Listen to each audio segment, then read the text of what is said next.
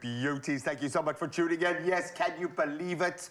It's already here. It's a Friday. I know some people, what do you mean already? We waited all week for it, but good morning. We are here and we are here for you. Yes, we are. And it is a special Friday because we are gearing up to Mother's Day happening this coming Sunday. And we're going to shine the spotlight on our favorite celebrities and their moms. So first up, we're going to meet the mom behind Chad Simon and his success and music.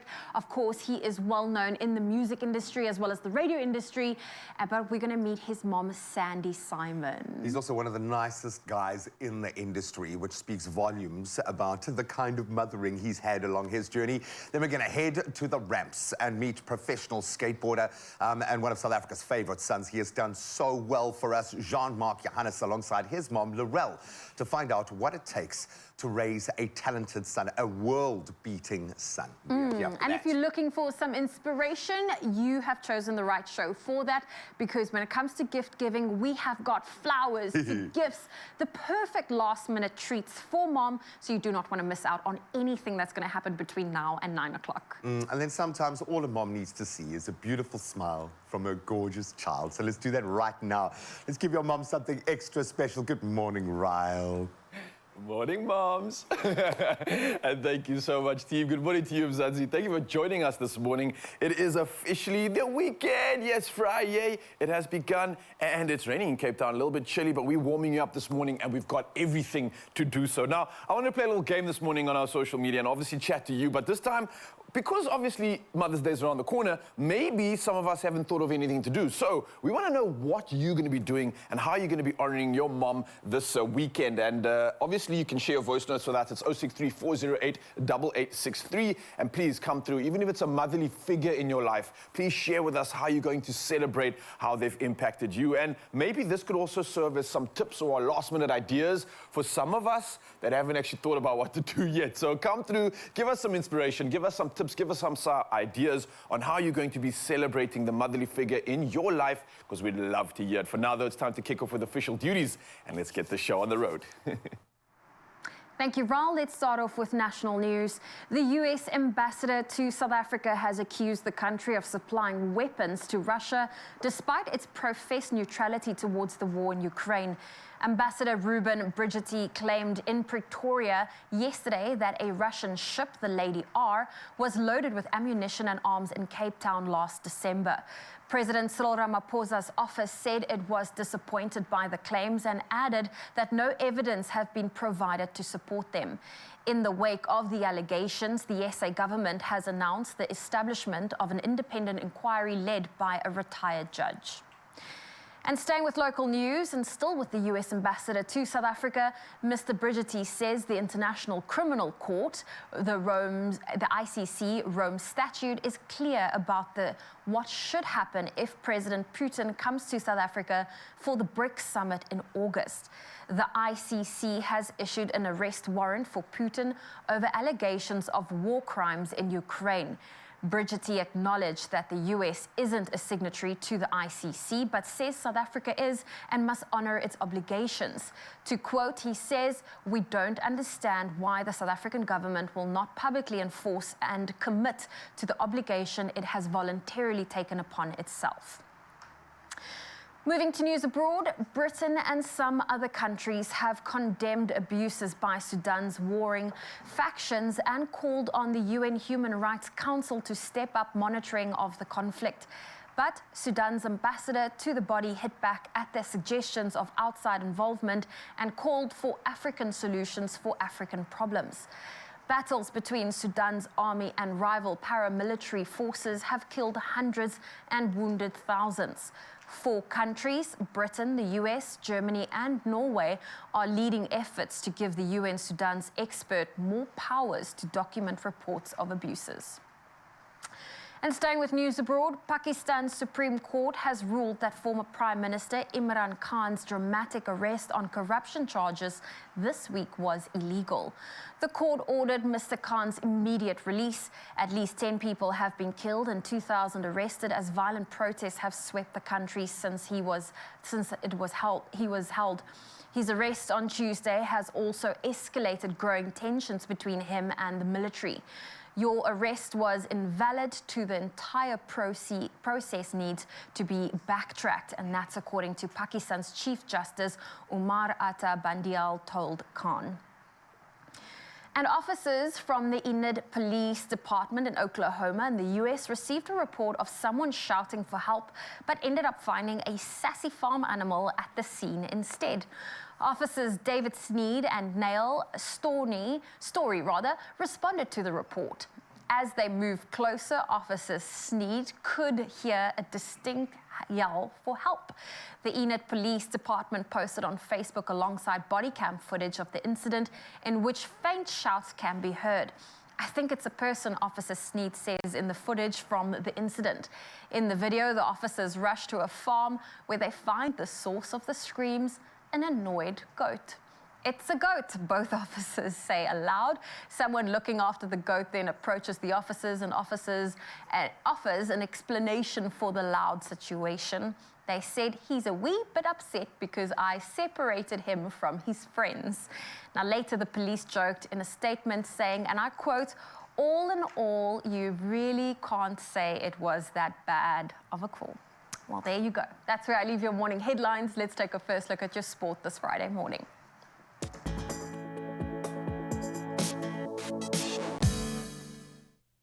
The greatest of all time, indeed. Let's move over to those sporting goats now as we hit the football headlines from last night. Federico Gatti headed home in the 97th minute to earn Juventus a 1-0 draw against Sevilla in the Europa League semi-final first leg tie last night. Youssef En-Nesyri gave the record 6-time champions the lead in that first half, and then they seemed to take that advantage back to Seville before Gatti's later intervention turned the tie around. Then Roma grabbed a 1-0 home victory over Bayern thanks to the 20-year-old Eduardo Bove's second-half goal. Bove, he stabbed in the winner on the rebound in the 63rd minute after Tammy Abraham's shot was saved by the Leverkusen keeper. Now let's turn to rugby, and Stormers captain Stephen Kitsoff was among 4 South African players named in the United Rugby Championship Team of the Year, and justifiably so. So Kitsy's teammates at the Stormers, Dan du Plessis, Curtly Arendse of the Bulls and Grant Williams of the Sharks also cracked the nog for the URC Elite 15. Players had to have a minimum of 9 appearances to be considered, with the media panel given a short list of 10 players per position. The players with the most votes in each position then earned a place in that team. So well done, lads. Then we turn to cricket, and another name at the top of the pile, Indian spinner Yuzvendra Chahal has become the leading wicket taker in IPL history. That was after he picked up 4 wickets in their win over the Kolkata Knight Riders yesterday. Chahal was tied for the record with former West Indies all-rounder Dwayne Bravo before he finished with figures of 4 for 25 to move up to 187 wickets from 143 matches. And Chahal helped Rajasthan restrict Kolkata to just 149 before his teammate Yashasvi Jaswait broke the record for the fastest IPL 50 from, just get this, 13, a 50 from 13 balls. Incredible. That was in their run chase as they won by 9 wickets. Then on to cycling. Let's return to the road in Denmark's Mads Pedersen. He's won the 6th stage of the Giro d'Italia after the peloton caught a 2-man breakaway with the finish line in sight. So Pedersen, he claimed victory following a sprint after Australia's Simon Clark and Italian Alessandro De Marchi were passed with about 250 meters to go. That's how close to the line it came. And Italy's Jonathan Milan was second, with Pascal Ackermann of Germany in third on the 162-kilometer stage through Naples. And Norway's Andreas Lekensund retained that overall lead of the race. Right, that's where we leave our sporting headlines for this hour of the show. Let's delve into your weather on a Friday morning. A little bit crazy down south. Let's see what it looks like in your neck of the woods.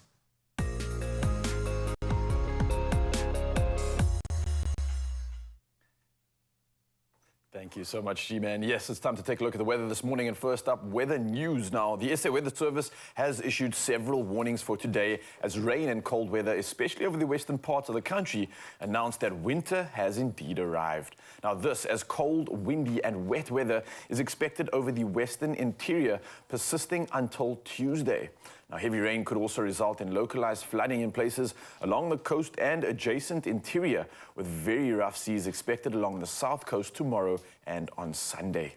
Now, the Weather Service has also issued a yellow level 4 warning for rain resulting in localized flooding over Kruger as well as the Kokama local municipalities, as well as the Langeberg municipality, the Overberg and the Garden Route. Now, a warning for waves resulting in difficulty in navigation at sea is expected between Alexander Bay and Plettenberg Bay. And lastly, a yellow level 2 warning for winds resulting in problems for high-sided vehicles on prone routes is expected over the southern parts of the Namakwa district.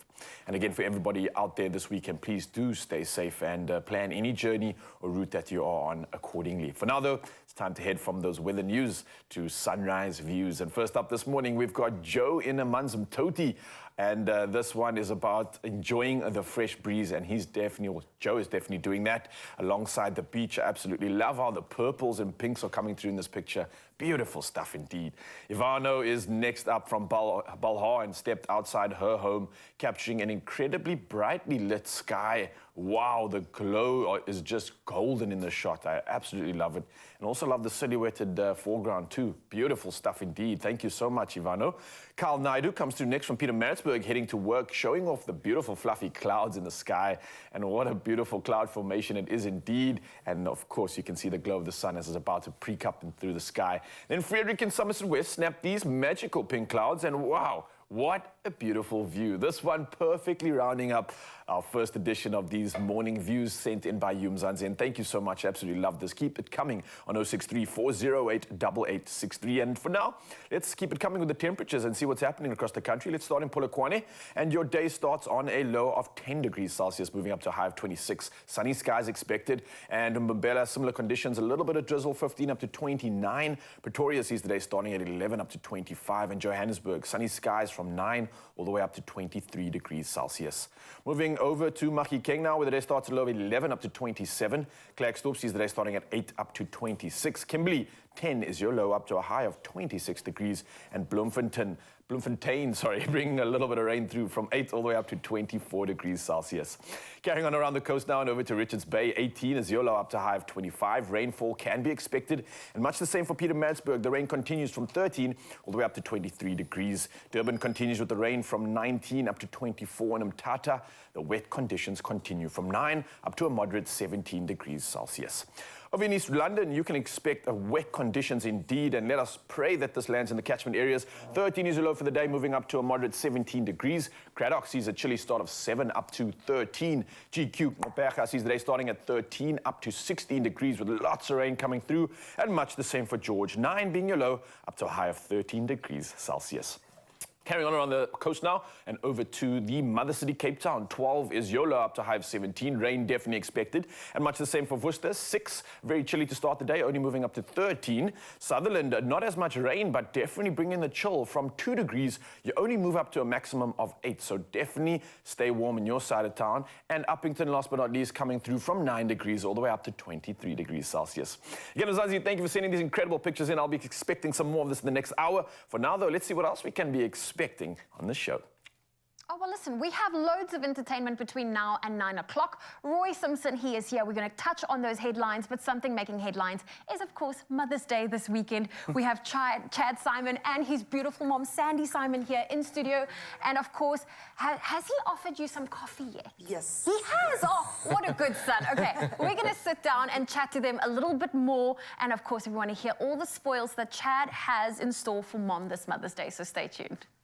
Oh, you can make my day.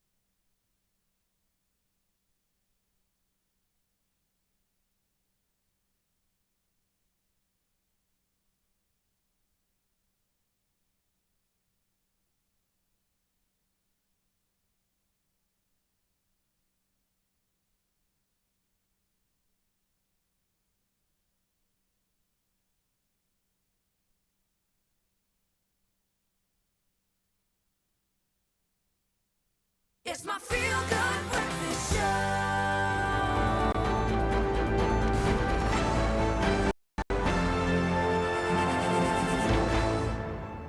Well, welcome back. It is your Feel Good Breakfast Show, Expresso on S3. And yes, it is Friday. We've made it through the full working week, but not without accumulating a bunch of questions about what's happening in the news headlines. So we thought, and we brought news editor Roy Simpson in studio to unpack what's been going on.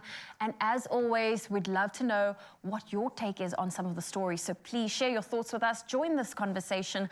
Our WhatsApp number is open to you at 063 408 8863. Or you can ask us those questions on social media. But let's get straight into it. In the long debate about electricity, the question of nuclear power, it always comes up. The Koeberg nuclear power plant near Cape Town produces almost 2,000 megawatts of power. That's 2 stages of load shedding. But it also means that it needs to be switched off next year after 40 years of operation. My question to Roy is it possible for them to switch it off given our current circumstances? That would be a really tricky decision to make. There are a number of other remedial things in the pipeline. There are plans to replace that power. And I mean, we've known for 40 years that Koeberg needs to be switched off next year.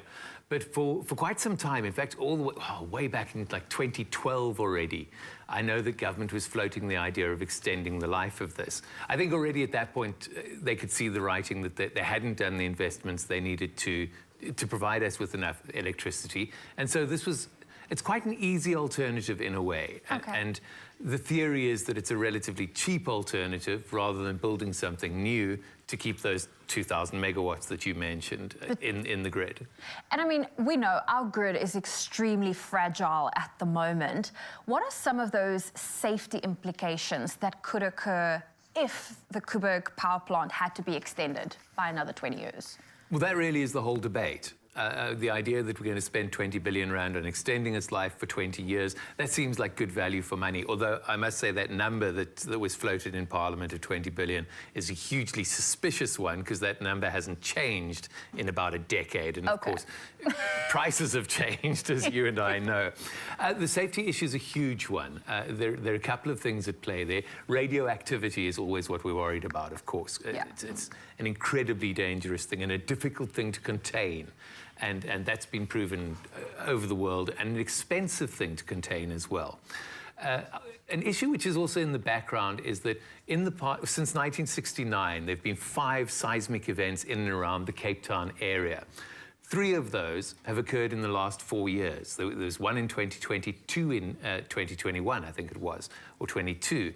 So that's a lot of recent activity that is concerning, given that you have a nuclear power plant there.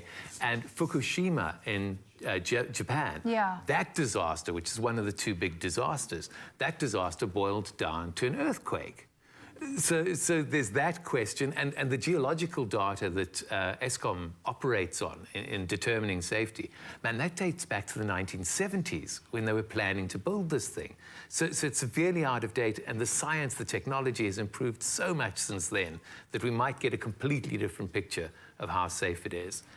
What else? Yeah, that's not even the end of the safety issues. I know, so there are a lot of safety concerns, but I think what concerns me, and I'm assuming a lot of South Africans, is we have known for how many years now that the Koeberg power plant needs to be shut down.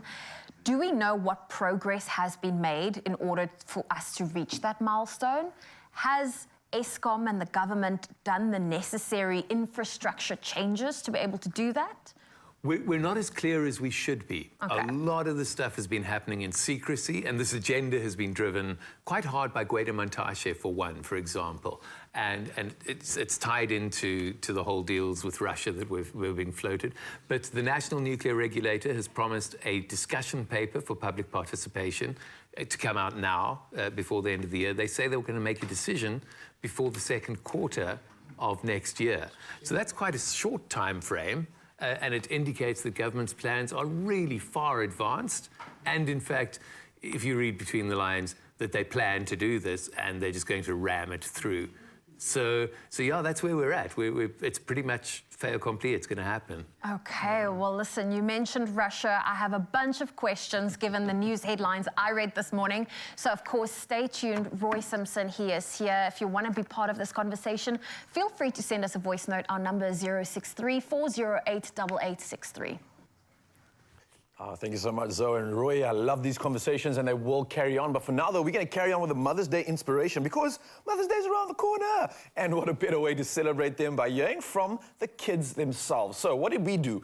We thought we'd do something special. We visited Westlake Primary School to find out what the most important thing is that their mother taught them. Let's check it out. The most important thing my mom has taught me is to stay strong and keep on trying and to give to those who are in need. She taught me to respect elders, to never look down on them, and be always confident. The most important thing that my mother has taught me is that whatever people tell me, I shouldn't take it to heart. She taught me respect and be careful what others says, and I mustn't listen to other people what said.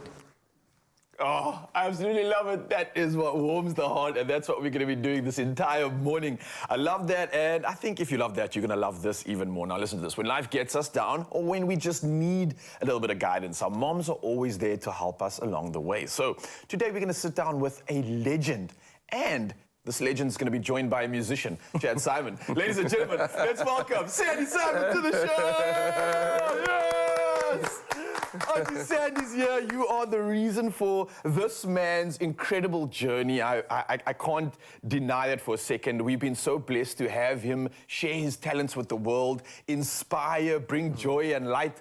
But this is not about him. This is about the woman in our lives that we want to celebrate, especially for Mother's Day this Sunday. So, Chad, I'm going to throw this one at you, my friend. Okay. Talk to me and tell me why this beautiful lady over here is such a legend to you. I mean, how much time do we have? I think first and foremost, I think growing up, my mom has always been, the parent that was like allowing me to express myself. And just, if I made a funny joke or if I sang something, she said, just do it again, do it again, keep doing it. And I think that obviously was a part and parcel of how I got into my creative career. So she's always been there for me in that way. Okay, can I officially say thank you? Yep. Thank you for doing this. And firstly, how are you doing? I'm good. I am very well. What's it like being on the show for the first time? Lovely. Love it. I love it. I must say, your look and everything, you are made for showbiz. You could get used to this, I think. This is if you're looking for another career. Well, let's get... That's so right. I love this. Listen, I want to get into it because obviously Chad has shown such incredible qualities throughout his journey, like we mentioned now, and him as a person as well. He's just truly genuine. What qualities do you see of yourself within Chad? Because clearly there's a reason for this this man's character, to say the least. Style. Okay. I love that. Class. I love that, yes. He's very hardworking. Okay. And his personality. Always the same. Yeah, and he's adorable. Consistently adorable. Oh, thank you. All the time. You guys are putting each other up, and I'm here for this. I'm here for the love, too. I just said, maybe I can ask you this. I mean, you're someone that obviously has seen Chad's journey from the beginning and maybe has had more insight into that than anybody else. So before maybe he even realized that he was the talent that he is, you must have seen some of these moments start to echo and start to show up throughout his, sort of youth. What are one of those moments maybe that he doesn't even remember that you can think of that really stood out and you knew, my child is something special. This is a star we're dealing with. When Chad was about, I have to say, this was about 2 years old. My brother that's passed on, played with him and he said, Chad, you're going to be a little star. That's that. When Chad was at primary school, he was writing and he was doing so well. He still writes very well. Yeah. And what he wrote at primary school was actually published and sent to all the parents. So that's where the writing started. Okay. These are like puzzle pieces, right? Yeah. I remember taking to the pediatrician when he was also primary school because he had this imaginary friend and he was playing cricket and but it was so real. And then pediatrician said, let him be. Let him be. Let him be. So since that time, it was always just do you. I do me, you do you. And then the singing started it always starts at Sunday school, and then I think high school. I think there was Valentine's Day. That's it. If I remember correctly. Correct. I remember what they wore. Can I say? Yeah, well, it's the same color Yeah, girls wearing. those were the perps, the okay. shirts. There's just 3 of them, that color shirts with the white denim. Yeah. Nice. And I think that is where you got breakthrough, because remember, it's high school, so there's young, And that was his Yeah. emancipation into the world. yeah, That's think it. so. And the rest Everyone is... shouting, and like, yeah. Well done on that memory. That's pretty incredible to say the least. No, I I mean, wow. a lot of stuff. I just don't think it's the right time to... Reveal all the secrets. Don't worry. There's no secrets. There's no secrets. No, I It's can't just, imagine there to be any secrets, because honestly, from Chad and from just this conversation alone, I can see the love is genuine. I can see why he is such an incredible person. Thank you. A lot of that is testament to you, Auntie Sandy. So thank you so much for the love that you've given to this child, for believing in him, for allowing him to be. And I think that's a beautiful message that I wish that all moms can allow their kids to just be, to let them express themselves, and look at the magic that comes from it. So I don't know if it's a surprise or not, Chad. Can I talk about what's happening on Sunday, maybe? Is it a secret for Mother's Day? It is a secret for Mother's Day, all right, but that's the... I mean, we can talk about it, though, because... Can we? I mean, just to get some inspiration, maybe. I know Mzansi's looking for ideas. What are you going to be doing for your moms on Mother's Day? I'm going to say it is a surprise. We just have to watch the weather. That's all I'm going to say for now. Okay. And I think that's something to look at, you know, if you want to... There's a lot of simple things you can do with your mom, and there's some other things you can do, but I think the most important thing is quality time. Right. You know, especially as we get older, I think just getting to spend good time together. And my parents always say, Chad, it doesn't actually matter what we do as long as we get to see you. So I love that. Yeah, and for me, I'm so blessed, because I see them often, and every day is like big for me when we see each other, and they fuss about me, and I fuss, and yeah, so... I love it. And he hasn't forgotten his roots. He's still a superstar, but he still comes back home. Very humble. Yes. Well, Sandy Simon, thank you so much for Auntie Sandy, as I'd like to call you. Thank you so much for everything that you've done. Thank you for being here this morning, and we're going to carry on with this in just a bit. We're not letting you go, because we're going to keep you on the show, and we're going to keep you here, Mzansi, Marion. Well, obviously, there's so much to celebrate when it comes to our mothers, and that's what we're going to inspire to do. So don't go anywhere. Only can make my day.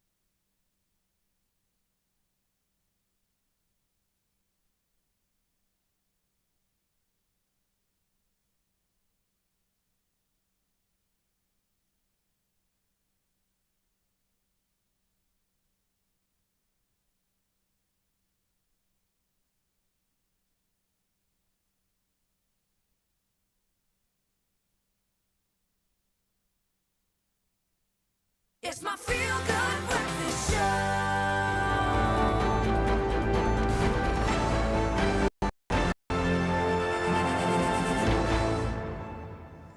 Well, we are back with our look at the major news stories of the week right here on your Feel Good Breakfast Show and with our news editor, Roy Simpson. Now, he's here to help us understand all of the different implications of what we've been talking about. So before the break, we were chatting about the future of the Koeberg power plant. We also touched on a little bit about what's happening with Russia, and we received a voice note, and we encourage you to be part of this conversation. Our number is 063-408-8863. Now, the first voice note we received was from Johan. Roy, let's take a listen to what Johan had to say. Good morning. Morning, Expresso. With the new headlines that South Africa has provided arms to aid Russia with the Ukraine war, will South Africa face any kind of repercussions like being sanctioned?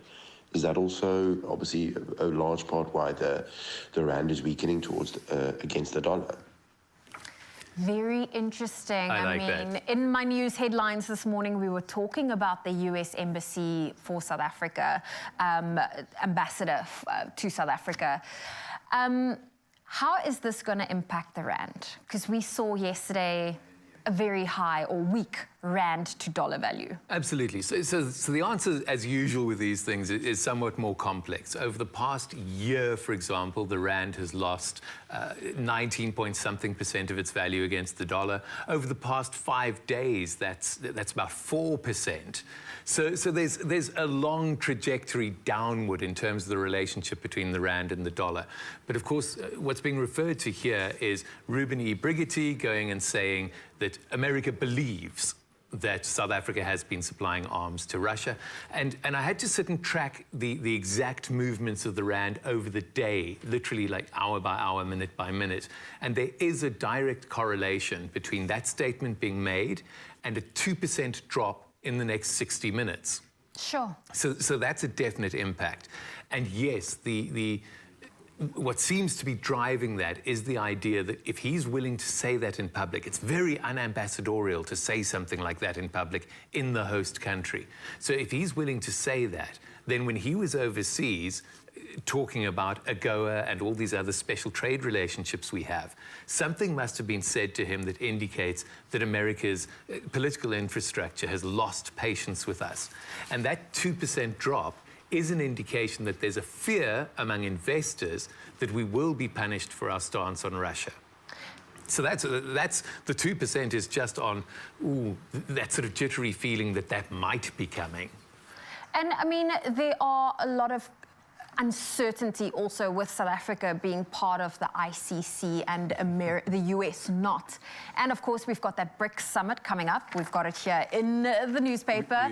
And Russia is pretty rigid on BRICS summit, according to the Mail and Guardian here on page 12. No, Actually, it's not page 12. Yeah, on the front. Over there, it's on the front page as well. They've gone all Fuji's on it and gone ready or not, here I come. So let's just quickly unpack this. Obviously, the International Criminal Court, they have a warrant of arrest for President Putin for his the claims of war crimes in Russia.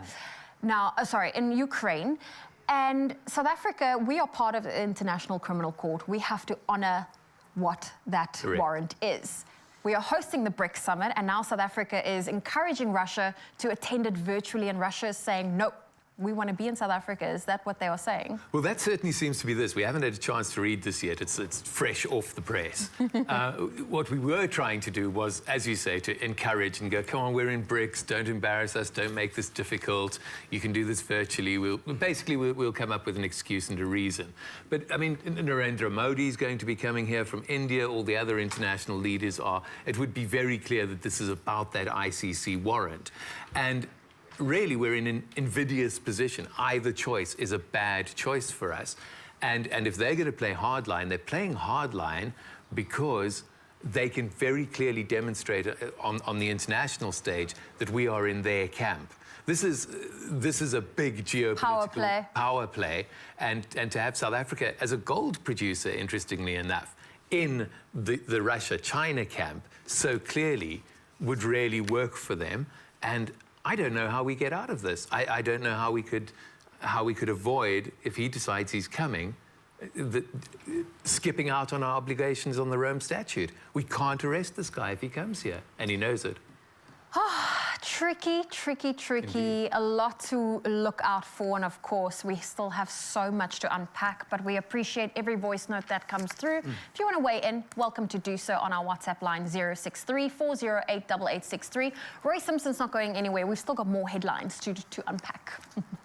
Yes, more headlines and more celebrations. Yeah. Now, sometimes we are so worried about aches and pains that we forget to enjoy our lives. Well, ActiPatch gave one lucky viewer the chance to win 5,000 Rand, and that's in cash, to ignite the enjoyment of life. So we asked you if you suffer from chronic pain and how you manage it. And of course, we can't wait to announce the next lucky winner. Ladies and gentlemen, put your hands together for Claudine! Yes! Woo-hoo-hoo! Now, Claudine commented and said, I injured my right arm and dislocated my shoulder blade a few years back. On days when I use my right hand too much, I experience a piercing pain. I use an anti-inflammatory pain relief spray and try to rest the arm. Also, a hot and cold compress, and she used the hashtags ActiPatch and long-lasting pain relief. I absolutely love this, and it looks like we have Claudine on the line. Good morning, Claudine, are you there?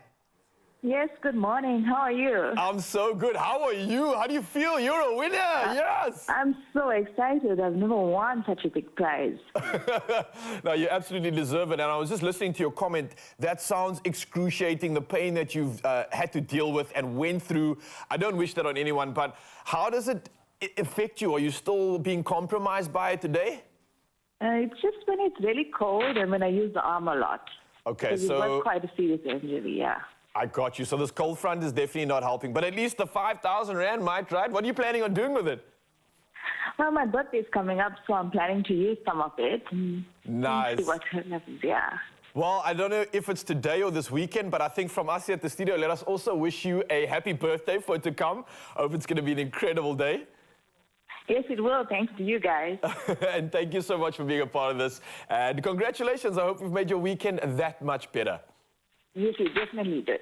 All right, and good luck with the pain on the shoulder too. Cheers. Thank you. Bye. Bye. Yes, I love this part of the show. And I love the fact that you guys come through and we can make winners out of you. So this is a great moment to care for your health because why? It is so important, and ActiPatch can get you there in no time.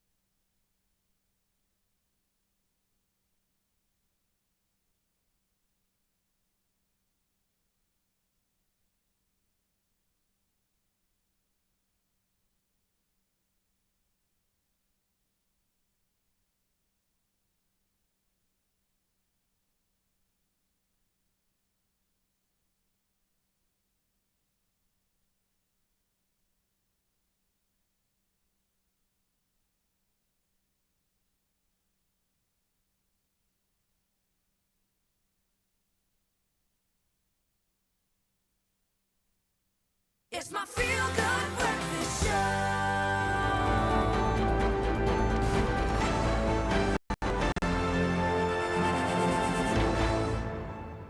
Welcome back to your Feel Good Breakfast Show on S3, and you are back just in time as we take a final look at the major news stories of the week, and we're all about talking about the relationships between South Africa, Russia, India, the whole BRICS nation. And if you want to be part of this conversation, join us on WhatsApp. We also have our news editor, Roy Simpson, here. Now, Roy, Russia, BRICS, all of that's been dominating our chat this morning, and I feel like we have a little more to unpack. The world has been putting on sanctions against Russia the world has been putting sanctions on Russia for its war in Ukraine. And there are talks that, India has been benefiting when it comes to the cheaper oil. Is that true? Is there truth to that? Yeah, there's pretty hard evidence on that. In fact, at one point when we were back in, I think it was around December of last year, there was an estimate that came out by one of the major news houses. I don't want to misspeak here, but they reckoned that they were getting oil at about $35 a barrel cheaper, which is a substantial amount. Recently, I read something in the India Express, I think just yesterday, suggesting that the discount rate for Russian oil, for Urals oil, to India is about 10%. So they're getting it at about $15 a barrel less on a price of about $110. So yeah, a little more than 10% discount on the oil. And what are the chances that South Africa could be on the receiving end of that? It's an evil question. It is an evil question. But it is. That has to be part of the calculus. If we are now going to, and potentially increasingly, be seen as part of the world that is the BRICS world, that is dominated by Russia and China geopolitically, then what are we going to gain from that? We know that China is our biggest trade partner, but at about, $11 billion a year. But just behind it is the United States of America. So there would have to be quid pro quo if we are going to really annoy America and push them to give us or to take away these special trade relationships that we have. What would the quid pro quo be? And yes, you have to speculate. It would be nice to get cheaper fuel. Eskom's planning to burn 30 billion rand in diesel. It would be nice if we could get 10% more diesel for that. So I don't know if that maths is really happening in a real debate sense. But yeah, we have to consider that as one of the things that might come. Keyword, speculate. Absolutely. We are speculating here. Now, let's go out of this world, Japan. Sure. They had what looked, or people assumed, to be a shooting star, but in fact, it was a space satellite that re-entered Earth's orbit. It was, in fact, a Chinese satellite. And these things have been happening a couple of times. In March this year, out in California at Sacramento, there was a spectacular one. The video was circulating online a lot. Loads of fireballs sort of moving together in a sequence. A really, really amazing sight. And of course, people started asking, what's this all about? And the answer was, these were obsolete pieces of equipment that they jettisoned out of the International Space Station back in 2020. Sure. So this stuff is falling out of the sky somewhat regularly. Should we be worried? Because there's talks of a lot of space junk, and that being an issue one of these days. Yes. So the United States Oceanographic and Atmospheric Administration, this organization anyway tracks these things. They say that about 200 pieces of space junk fall to the Earth every year. That's almost one a day. The thing is, most of it falls over the ocean, so we don't see it and we don't experience it. But I can't say to you with that kind of number that, no, you might not suddenly be hit by a piece of space junk. So it's a real issue. It's something we're going to have to deal with in the future. Definitely. Yeah. Well, Roy, it's been amazing having you here. Thank you for helping us unpack these headlines. And of course, this weekend, we'll probably have more news to unpack. So we are looking forward to having another one of these sessions with you. But thank you for joining in on the conversation. And our WhatsApp line is always open to you. So feel free to join any conversation you see on your Feel Good Breakfast show. Our number is 063-408-8863. Oh yes, Mzansi, welcome back to your Feel Good Breakfast Show, and oh, it's feeling so good right now. Let me ask you this question. If you love to work out like I do, then you will know all too well that the outfit you choose to wear makes all the difference. And this morning, I'm joined by Tanya Rupnarayan from Total Sports, who has recently launched their new super stylish TS Activate range that won't just make you want to do your best, but beat your best. I'm so excited, and let's say good morning. Tanya, how are you doing? Good, and you? So good, so excited. It feels so good already just wearing some of this gear. But let's just talk about the inspiration behind this and also what makes TS Activate different. At Total Sports, we believe that sports changes lives. Yeah. We believe that we are the key destination for running and training for all individuals, both those starting off their fitness journey as well as serious athletes. I love that. With that in mind, we created TS Activate. We have the end use in mind, and we have created a brand that's undergone intense R&D, rigorous testing as well to help you beat your best. So I can tell you a little bit more about the product and show off some of the key features. Show off, yes please. Sure. I love that. That sounds good. Let's bring this model in because I absolutely love this look, looking like he's serious for business. But talk me through the look and everything that he's wearing right now. Yeah, absolutely. So this is one of our hero jackets. So it's got our dry light technology, which offers you the ultimate moisture control. As you can see, it's got a 360 ventilation for breathability. It's got 360 reflective for visibility during dull conditions. It also has amazing detail on the hood, so you can see that it is adjustable. Oh, nice. If you want a little bit more room as you run or train. It also has your vent clip, which allows for additional breathability. Running in the wind, having your hood come off in the rain, you don't want that, and that allows for a good, snug fit on top of this. So functionality box is being picked here, and I absolutely love it. Never mind how good it looks too. Absolutely. So our four-way stretch shorts allows for ultimate mobility. You've got your curved hem, which allows you to move freely. Again, 360 reflective and super lightweight. Yeah, and I want to test out that mobility right now. Man, do you want to show us a long squat there, maybe? Yeah, I can. Full range, let's check it out. Oh, too easy, too easy. I love that. Is anything else added to this? Yes, so on our seamless tee, nice. you can see that there's no chafing, so it's anti-chafing, full breathability, and really just compression where you need it the most. And also on top of that, also notice with the jacket, you can fold this thing up in its own pocket, right? So yes, actually the one you're wearing is foldable and packable. All right, but it doesn't stop there. We've got some for the ladies too? Yes? Yes, absolutely. All right, bring it on. Nice. So this is her version of our Hyperglide jacket. Love it. So Namvula is wearing our ultimate control crop. So here you can see that it's got the wider straps, which allows for minimum bounce.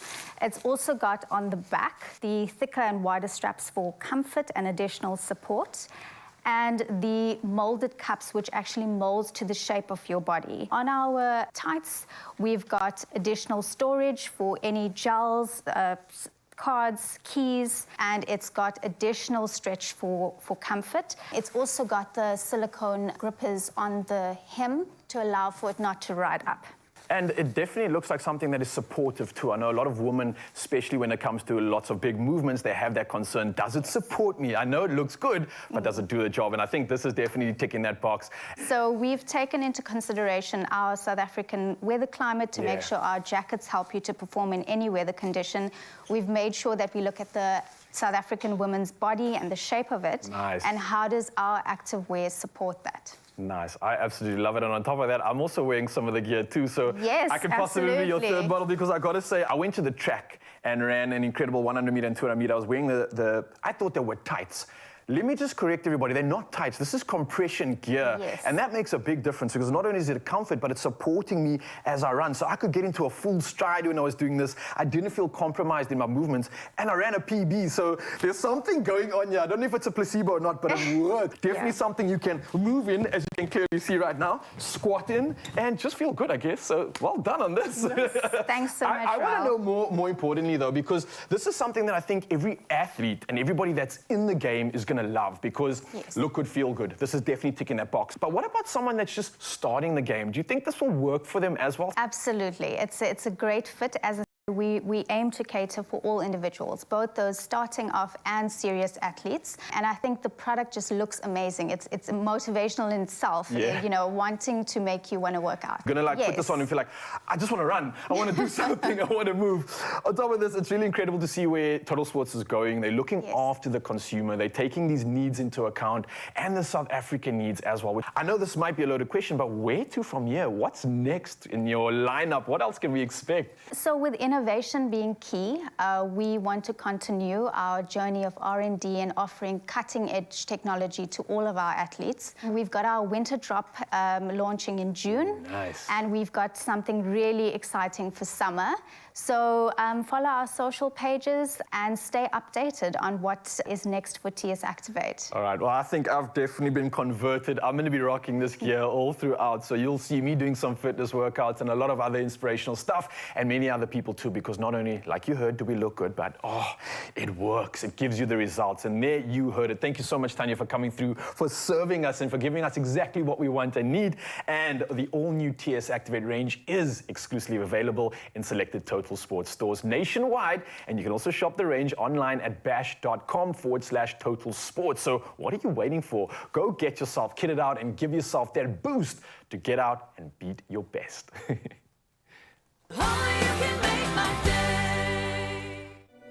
Whenever you have something really cold and then you get this short, sharp kind of sensation, that's sensitivity. It can get worse. The problem is not going to go away by itself. I always recommend Sensodyne. It's specially designed to care for their sensitivity. And I've had people coming back to me saying it's made a difference. It works.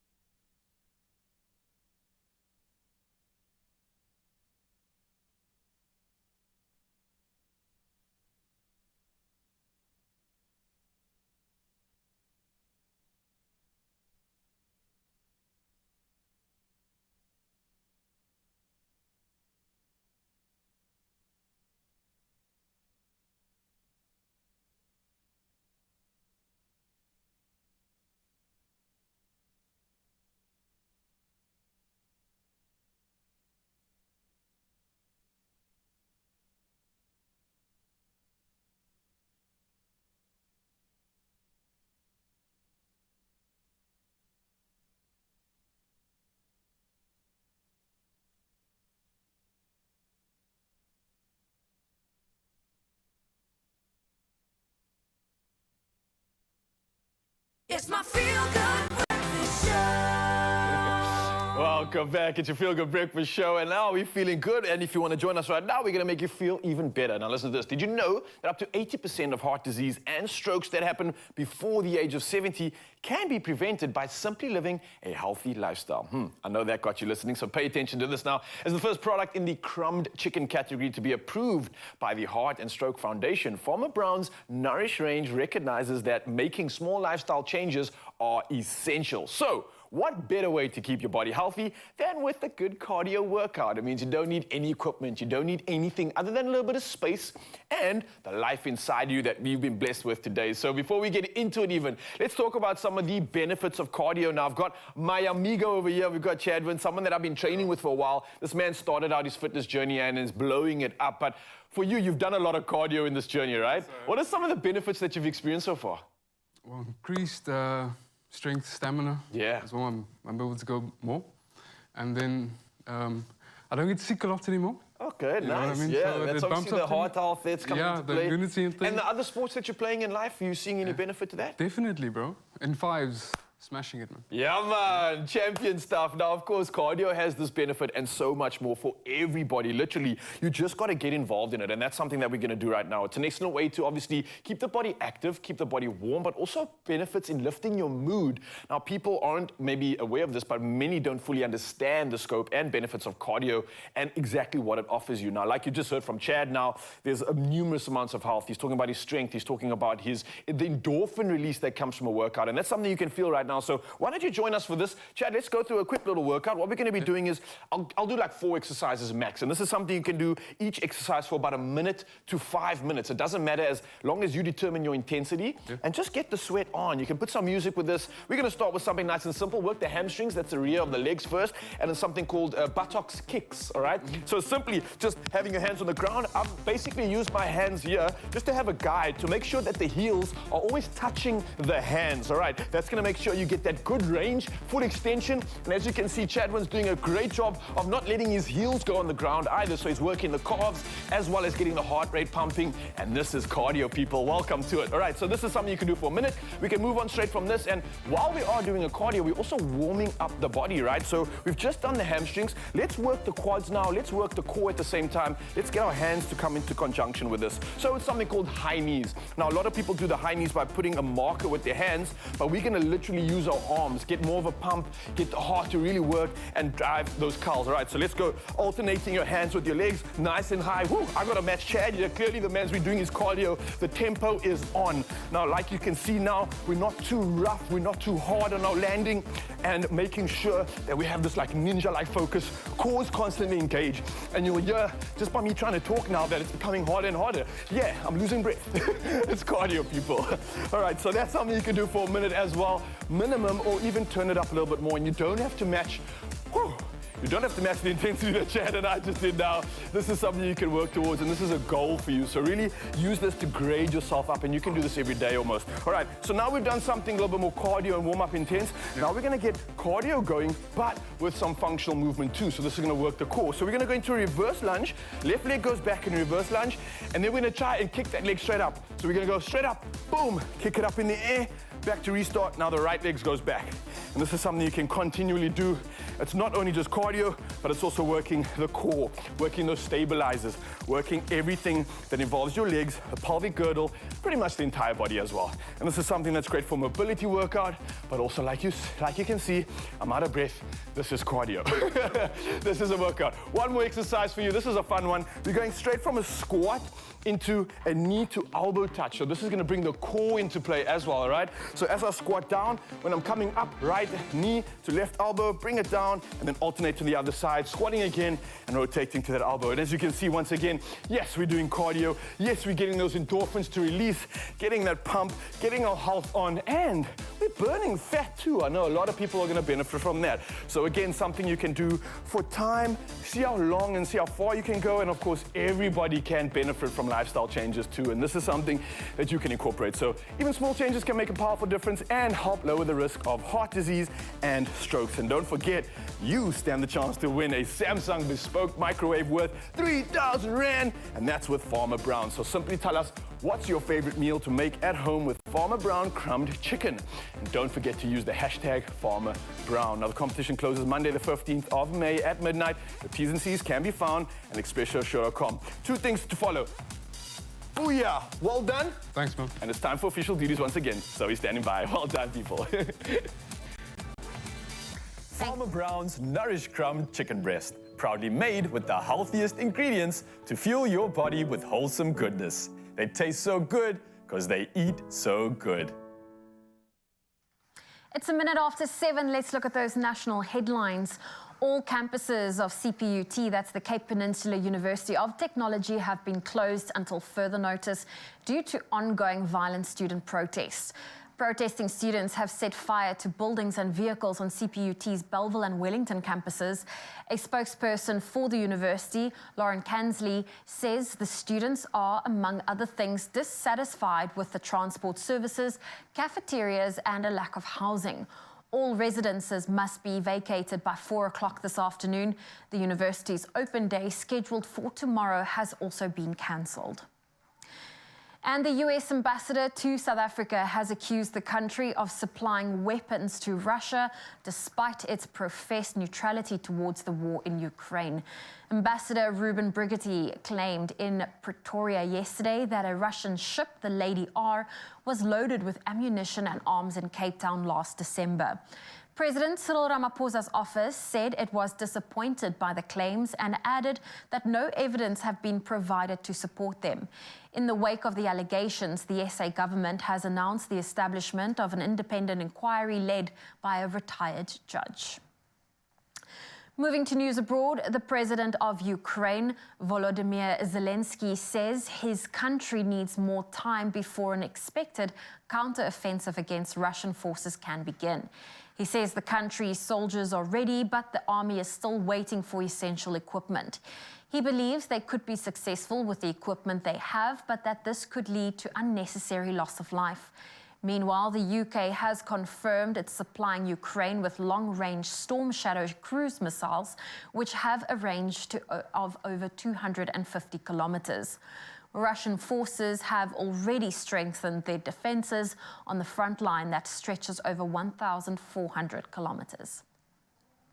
And staying with news abroad, Britain and some other countries have condemned abuses by Sudan's warring factions and called on UN Human Rights Council to step up monitoring of the conflict.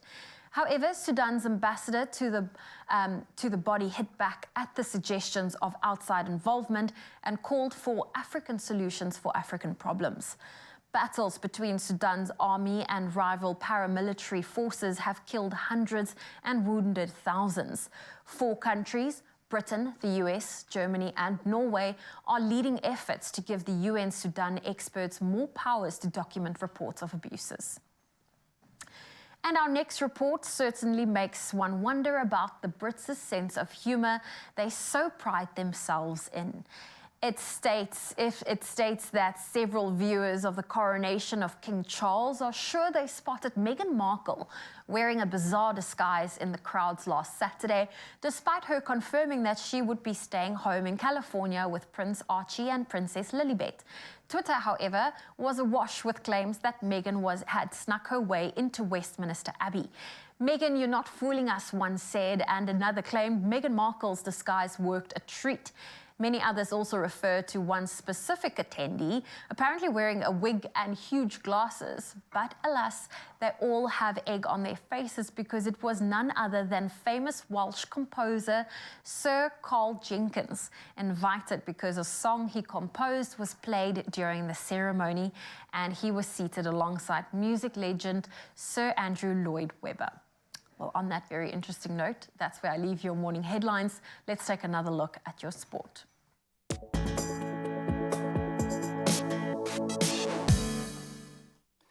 Thank you so much, Zoe. It's time to take a look at the sporting action, and so much action that has already gone down. Starting off with soccer, Federico Gatti headed home in the 97th minute to earn Juve a 1-1 draw against Seville in their Europa League semi-final first leg. Now, Youssef En-Nesyri gave the record 6-time champions the lead in the first half, and they seemed set to take that advantage back to Seville before Gatti's late intervention. Now, on top of this, Roma grabbed a 1-0 home victory over Bayer Leverkusen thanks to a 20-year-old Eduardo Bove's second-half goal. Now, Bove stabbed in the winner on the rebound in the 63rd minute after Tammy Abraham's shot was saved by Leverkusen's keeper.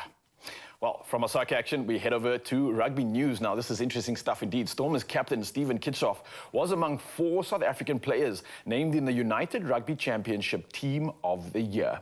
Now, Kitsoff's teammate at the Stormers, Dan du Plessis, Kurt Lee Arnser of the Bulls, and Grant Williams of the Sharks also cracked a nod for the URC Elite 15. Now, players had to have made a minimum of 9 appearances to be considered, with the media panel given a short list of 10 players per position. Now, the player with the most votes in each position earned a place in the team. Well, congratulations to them, and we continue with our sporting action and now lineup for cricket.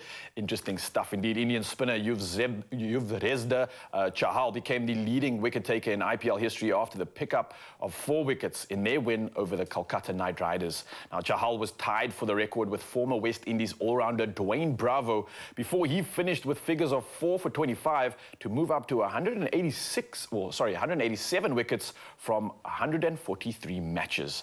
Now, Chahal helped Rajasthan restrict Kolkata to 149 runs before his teammate Yashavi Jaiswal broke the record for the fastest IPL 50 from just 13 balls in the run chase as they won by 9 wickets. That is just absolutely insane.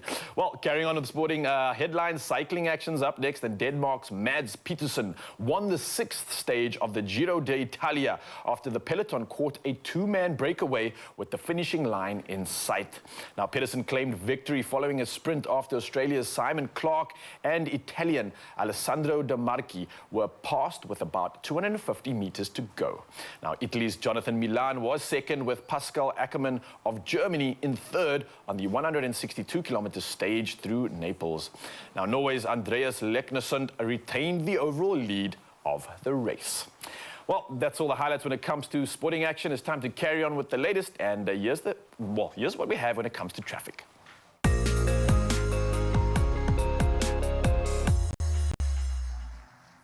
Thank you, Raul, and it is a busy one, so brace yourself. In Gauteng, unfortunately, there's been another accident. There are multiple vehicles involved on the R21 northbound in Benoni. That left lane is closed. Please drive carefully.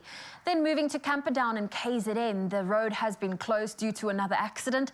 This is on the N3 bi-directional between Linfield Park Interchange and Ashburton Interchange. There are heavy delays, so please approach with caution. Then in Sandton, Gauteng, there's a stationary vehicle on the N1 northbound after Rivonia Drive. 1 lane is closed and there's slow-moving traffic. Approach with caution. In Paarl, in Cape Town, there's been a collision on the R301 Boshenmeer. Please try use an alternative route this morning. The roads are also very wet, so please travel safely. In Bellville, there's been an accident on the N1 inbound. It's before Durban Road. That right lane is closed. Expect delays. And staying in the Western Cape, there's heavy rain this morning in most parts of Cape Town. Please travel safely, switch on those headlights, and maintain a safe following distance. That's your traffic. Let's take another look at your weather.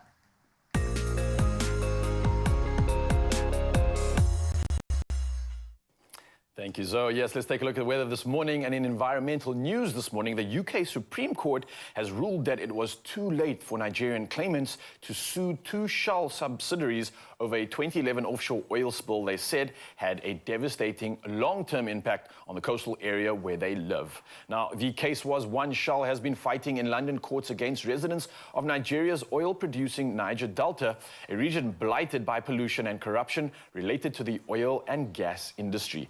Now, the action stemmed from the leakage of an estimated 40,000 barrels of crude oil on 20th of December 2011, 120 kilometers off the coast of Delta.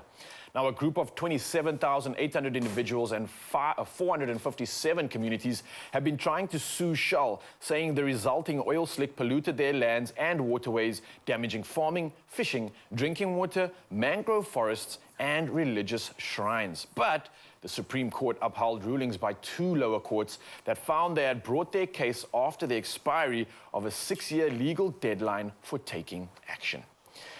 Well, interesting stuff indeed, but we move over from our weather news to sunrise views and something that always puts a smile on our face, starting off this morning with Maureen Turner sharing a daily view overlooking the city from her home in Durbanville, and geez, the view is incredible. The reds in this picture are just something to die for. Absolutely love this shot. Thank you so much, Maureen. Next up, we've got Margaret in Kenville, showcasing this beautiful palm tree while the sun is glistening through the leaves. What a moment and what a shot. It makes me feel like I'm on a tropical island.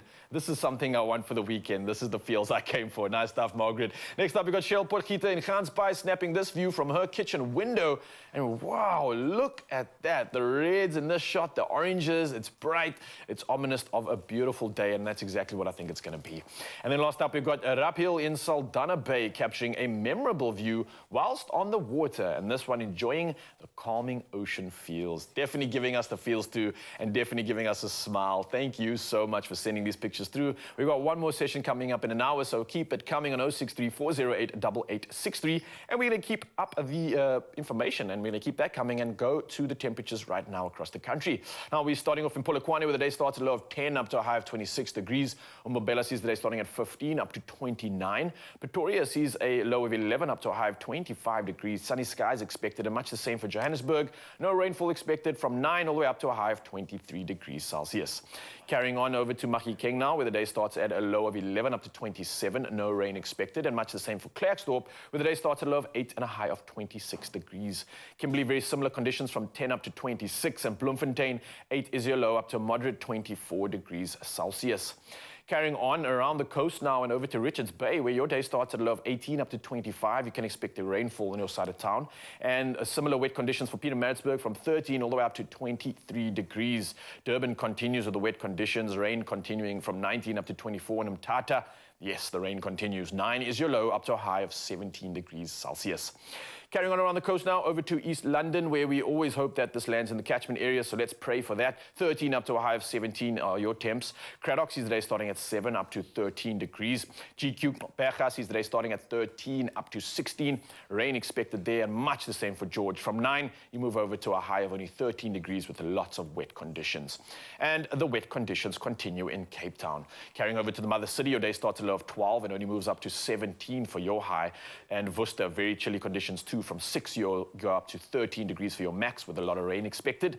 And then Sutherland, bringing the chilliest of the day, 2 degrees to start your day, and you only move up to a maximum of 8 degrees. So please stay warm. But for Uppington, you got it lekker. Your day starts at 9 and you move up to a high of 23 degrees Celsius. Again, Mzansi, thank you for the incredible pictures, and I'll see you in the next hour for more of that.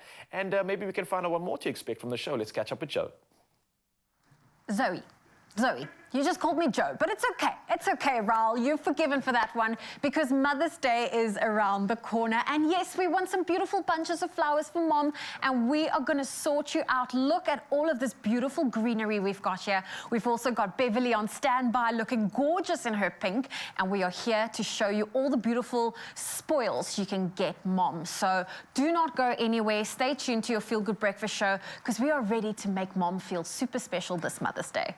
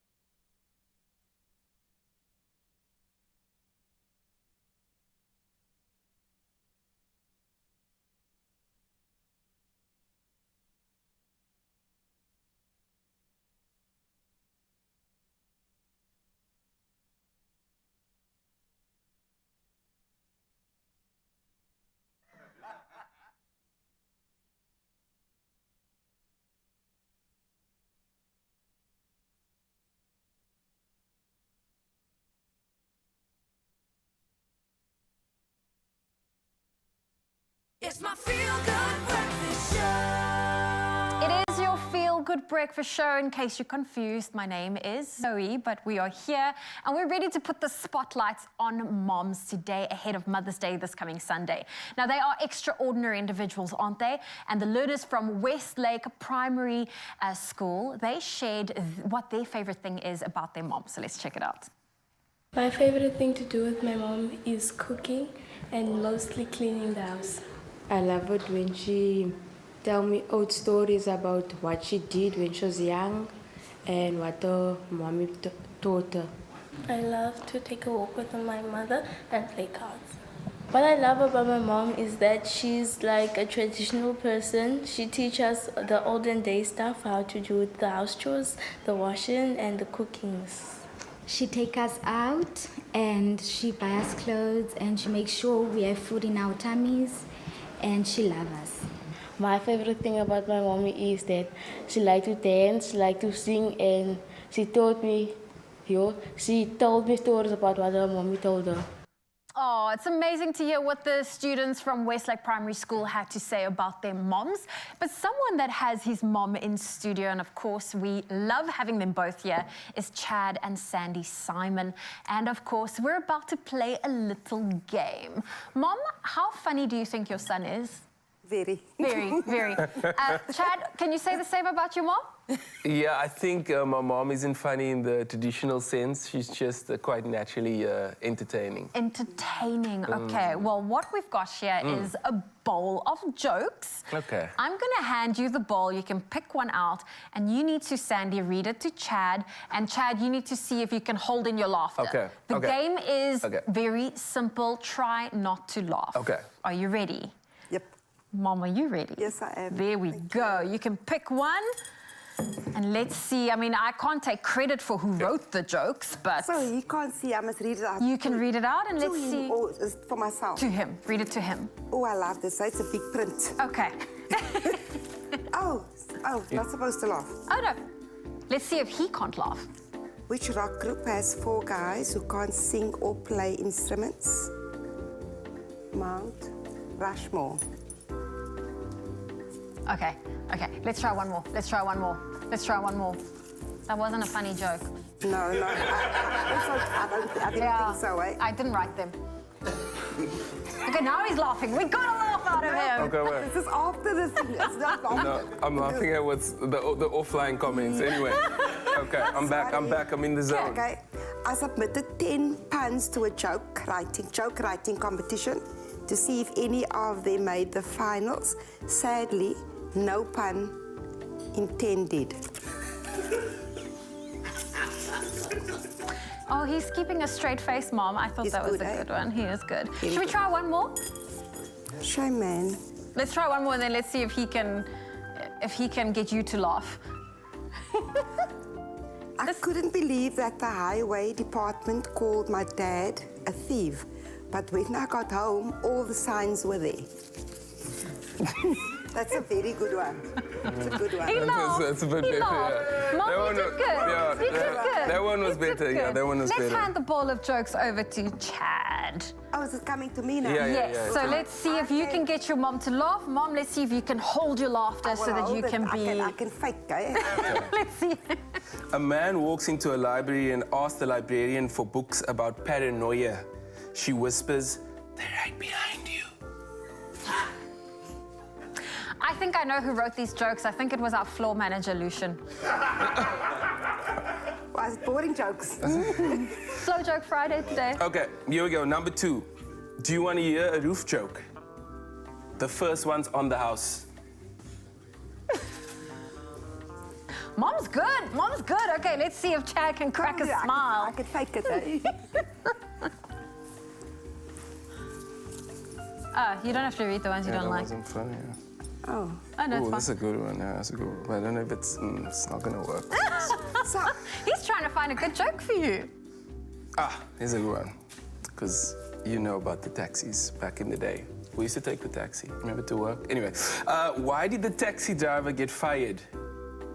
Passengers didn't like it when she went the extra mile.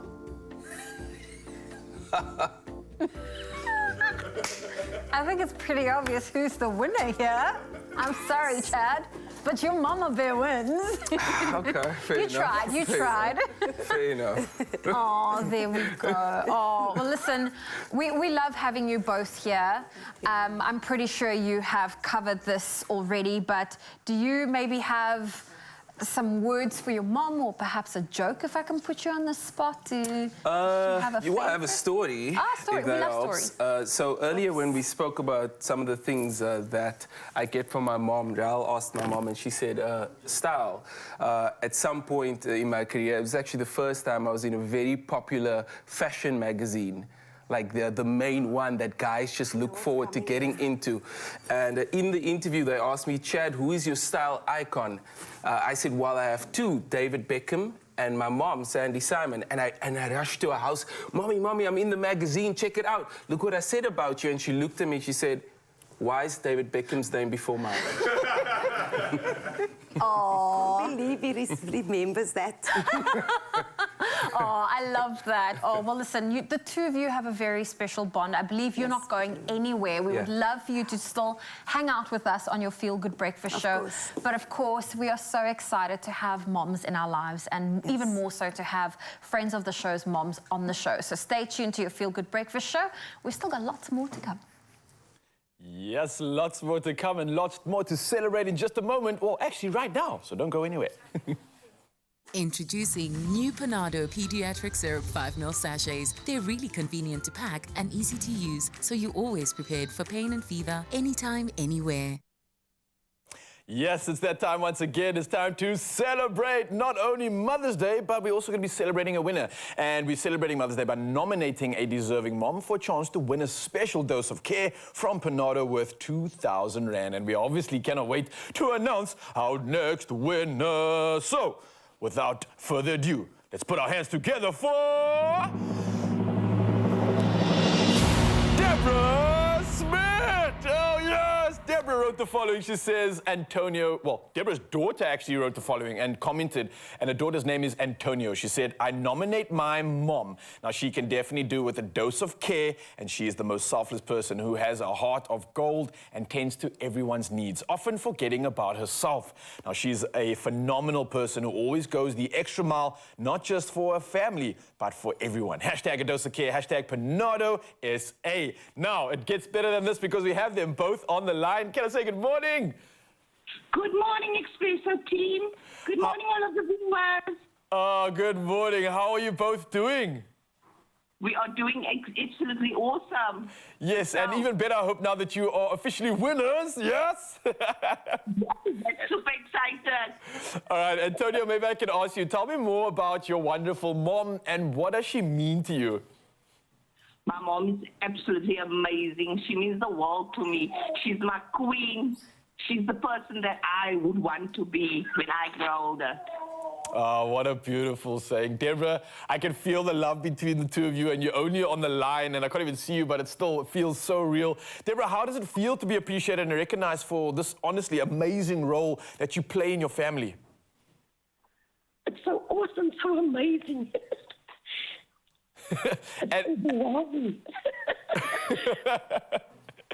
Laughing, elated, full of smiles. I love that. I got to ask you, though, what does a dose of care mean to you, Deborah?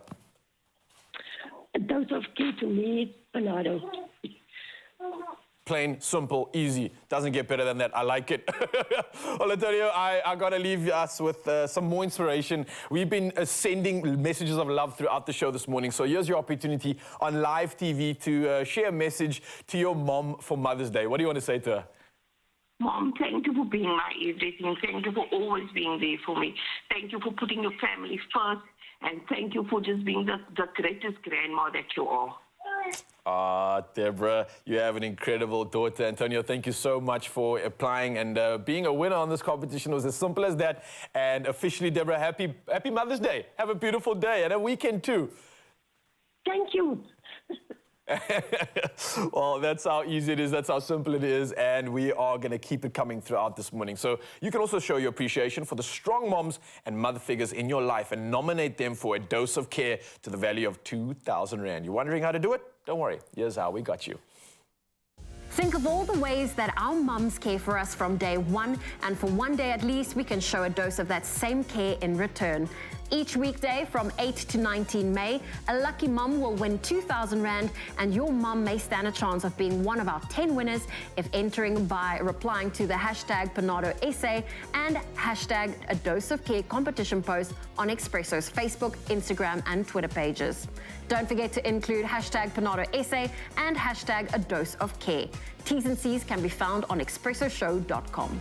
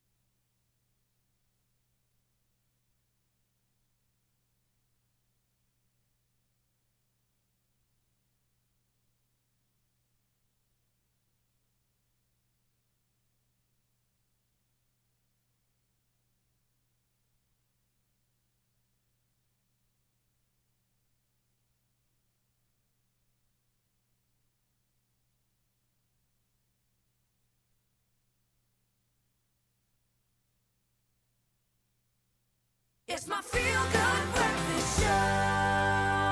Welcome back. It is your Feel Good Breakfast Show, and this weekend it is all about celebrating our incredible moms. So why not spoil her with something that reminds her of your love every single day? And here to take us through a selection of flowers your mom will love is horticulture product developer for Woolworths, Beverly Rod. It's so great to have you here, Beverly. Thanks so much. Let's talk about the horticulture, I can't say the word now, but the beautiful flowers that is on offering for Mother's Day from Woolworths this year. Well, we're super excited to have this opportunity to show you our range. The product range has been carefully curated for months, and it is an exceptional offer for our customers. We have to start off with our cut flower range, we've got a beautiful selection with peach and pastel tones in our peach sunset bouquet. We've also got our sherbet sky, which is just a little bit more bold and punchy. Which one's the sherbet sky? This one here. This one here. Yeah. Okay. And then we have our rose and lily duo, which is called Make Her Day. Also just a lovely bunch. Oh. And then just some of our products in containers. We've got our kalanchoe in the basket, beautiful pink color, as well as our rose and ceramic. And then really just to highlight, we've also got a few smaller sort of token gifts, like your single rose in a sleeve, and then also just our beautiful little novelty succulents, which is also really, really lovely just to add on to a gift. I love that. And I mean, if there's one thing we know is that the flowers from Woolworths, they last so much longer. What is it about is there the technology to it, or is it the way you guys preserve the flowers, because I find that when I buy a bunch of flowers from Woolies, they just last so much longer than other flowers. Yeah, well, our technical team really do a great job in ensuring that the products are maintained throughout the cold chain. That's essential. And then also we choose varieties that are specific, that will have a great life. And yeah, it's all about the care that the farmers take, as well as in stores, and making sure that they maintain that cold chain throughout. Yeah. And for us at home, do you have any tips or tricks on how we can make our flowers last longer? Definitely. So I think first off, always make sure that you start off with a very clean container. And then it's great to just cut off a centimetre or two from the stem. Remove any stem or leaves that would be below water level. And then you always just use your flower food, put that in the vase, keep it away from direct sunlight, and yeah, it should last as long as we guarantee. And then how often should you be changing out your flowers' water? Quite regularly, topping it up every day. Topping it up, there we go. And Beverly, this is what you specialize in. What makes flowers such a gift-worthy gift? Well, I think flowers themselves are just so unique, whether it's their shape, their size, the variety, and everyone has a special memory or a special resonance with a flower. And so when you give it as a gift, it really is so personal to the person, and it's personal to you. And it really is very special to give a bunch of flowers, and they take months to grow. The farmers and producers care for the plants so much. So it really just talks end to end in terms of how special flowers and plants really are. Now, I know it's impossible to choose, but have you got a favorite flower or specific bunch that you like? It's like choosing a favorite flower. I do love roses. Speciality roses are some of my favorite flowers. Oh, Can't go I wrong love with that. roses. I know that if I get my mom flowers, she loves a potted plant or something, because she's got green fingers, so she knows how to look after. And she's also got in her garden, she'll be like, oh, remember a few years ago you gave me that one? Look, it's re-blossoming. Exactly. So this is incredible. Beverly, thank you for joining us today. Pleasure. And for a love that always grows, why not spoil Mom this Mother's Day with her favorite flowers from Woolworths? You can shop it in-store, online, as well as on Woolies Dash. And that's not all. One lucky viewer also stands the chance to win a 2,000 Rand Woolies gift card. Now, simply reply to the competition post on Expresso's Facebook, Twitter, or Instagram page and tell us, why do you love Woolies flowers? It is an easy question for you to answer, and don't forget to include that hashtag Woolies Mother's Day in your answer. The competition will close on Sunday, the 14th of May at midnight, so you've got time to get your entries in. There are some T's and C's that apply, and you can find that on our website at expressoshow.com. Oh, well, listen, if I have to look at what I'm seeing here in front of me, I love a beautiful orchid. My favorite is Barberton daisy, so I don't see any of that here in the bunches, but the lilies. Oh, the lilies in their bulbs are unbelievable. So this is beautiful. I love all the options here, and I can't wait to spoil my mom this Mother's Day, and hopefully you can too. The hardest part's going to be, what do you choose? There's so many options. Get mom all of it. Now, you know, moms are like superheroes, right? I don't think anyone's going to argue with that. Now, they can juggle thousands of things at once, and they make sure we're well fed. They help us with our homework. They play with us, and they always have a warm hug waiting for us at the end of the day. It is so rewarding, but that's our opinion. So let's hear from the learners from Westlake Primary School about what they had to say about their moms. If my mom had a superpower, her superpower would be to make sad people happy. My mom's superpower is for her to live long and be there for us at every time. I would give my mom a superpower of long life so that she doesn't die. Oh, I absolutely love that. I think if I was asked that question, I think my mom's superpower is the fact that she can unrelentlessly, unconditionally love me. And that is incredible. That is something that has powered me and has brought me into this beautiful space. And of course, moms are indeed amazing at making everything better. So let's celebrate them right now, because Mother's Day is this weekend. And speaking of celebrations, why don't we celebrate someone else too? Check them out. Well, the best way to celebrate someone, of course, is to put them in a beautiful yellow hat and a stunning outfit. We have our guest performer this morning joining us in studio, and he's an award-winning R&B, soul and jazz musician and producer. Ladies and gentlemen, we have Brian Bomba on your Feel Good Breakfast show, and he is here to take us through his musical journey and chat more about his new album titled Ride or Die. I am loving what I am seeing. Yeah, it's beautiful, right? It is absolutely beautiful. Yeah, thank you so much. Let's talk about your music career. When did you realize this is something I'm gonna make my career from? Well, growing up in a musical family, my mother was she's a traditional musician. She was taking me to Gallo Studios, EMI, and you know, she captivated me, her passion for music. That's where it started, and you know, I just wanna continue that legacy and just make everyone proud.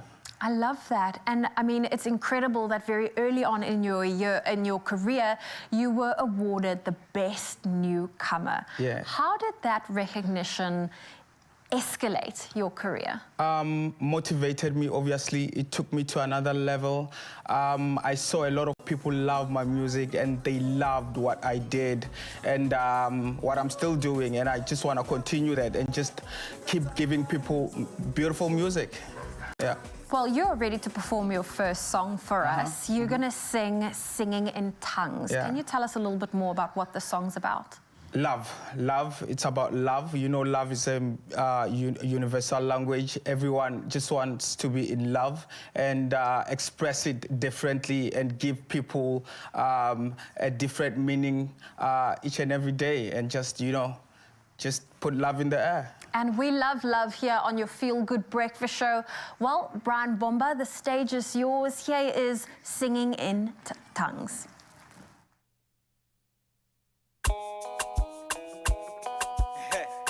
Ladies and gentlemen, let's go. Rock.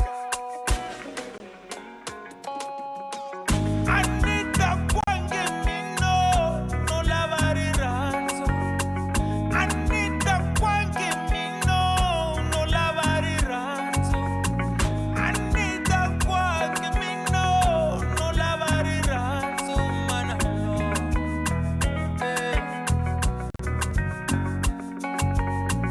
Tell me you love me. Tell me you need me. Tell me I'm the one for you.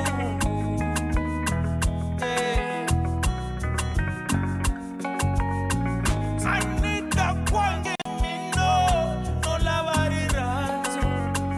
Anita Kwange Mino, no lavari ranzo, no bambulu na mina. Shilule shishambilu ya kona. Ashitire, shilule shishambilu ya kona. Shilule shishambilu ya kona. Ashitire, shilule shishambilu ya kona. Shilule shishambilu ya kona. Ashitire. Tell me you love me. Tell me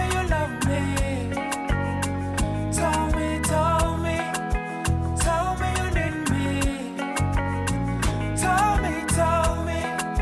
Tell me I'm the one for you.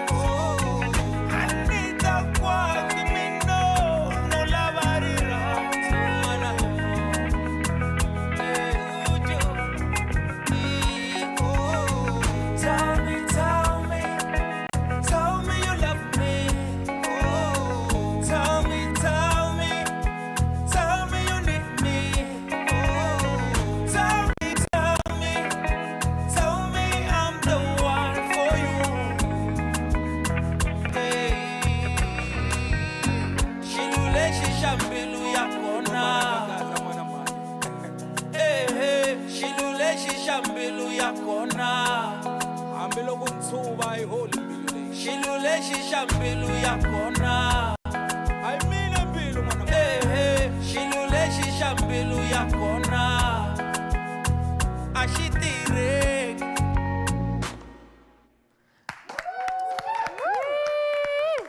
Brian Bomba on your Feel Good Breakfast show, singing the song Singing in Tongues. That was incredible. You've got such a nice energy to you. Yeah. Perfect for our Friday. And of course, don't go anywhere. We have another performance coming your way.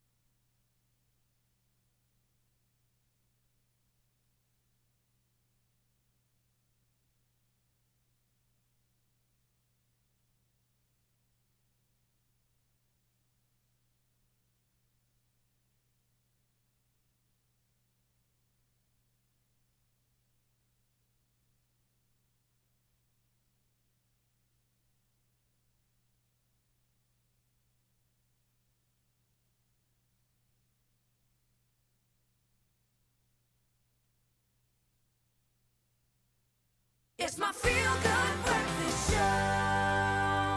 Oh, yes, Mzansi, welcome back. Your Feel Good Breakfast Show. We're going to carry on that Feel Good right now. We're talking about professional skateboarder Jean-Marc Johannes. Now, he is a gold, silver, and bronze medalist in the International Skateboarding Series. Yes, he racked them all up, as well as a 5-time, possibly more, Guinness World Record holder. Now, he's now on the path to qualifying for the Paris Olympics in 2024, having claimed a podium place at the South African Olympic trials last month, and he's going to be competing in Rome in June, which will serve as a qualification event for the Olympic Games.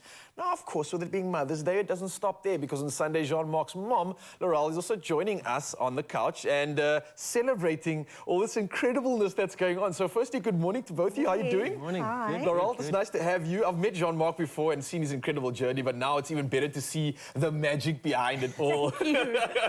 So thank you for joining us. Jean-Marc, let's get straight into it. This is an incredible year, man. It is. This is huge. Qualifying for the Olympics is like possibly the greatest honor, if there ever was anything like that. Now, what is it like when it comes to that feeling? Because I know you've got your head right. You've been practicing, you've been working, you've been putting in the hard yards.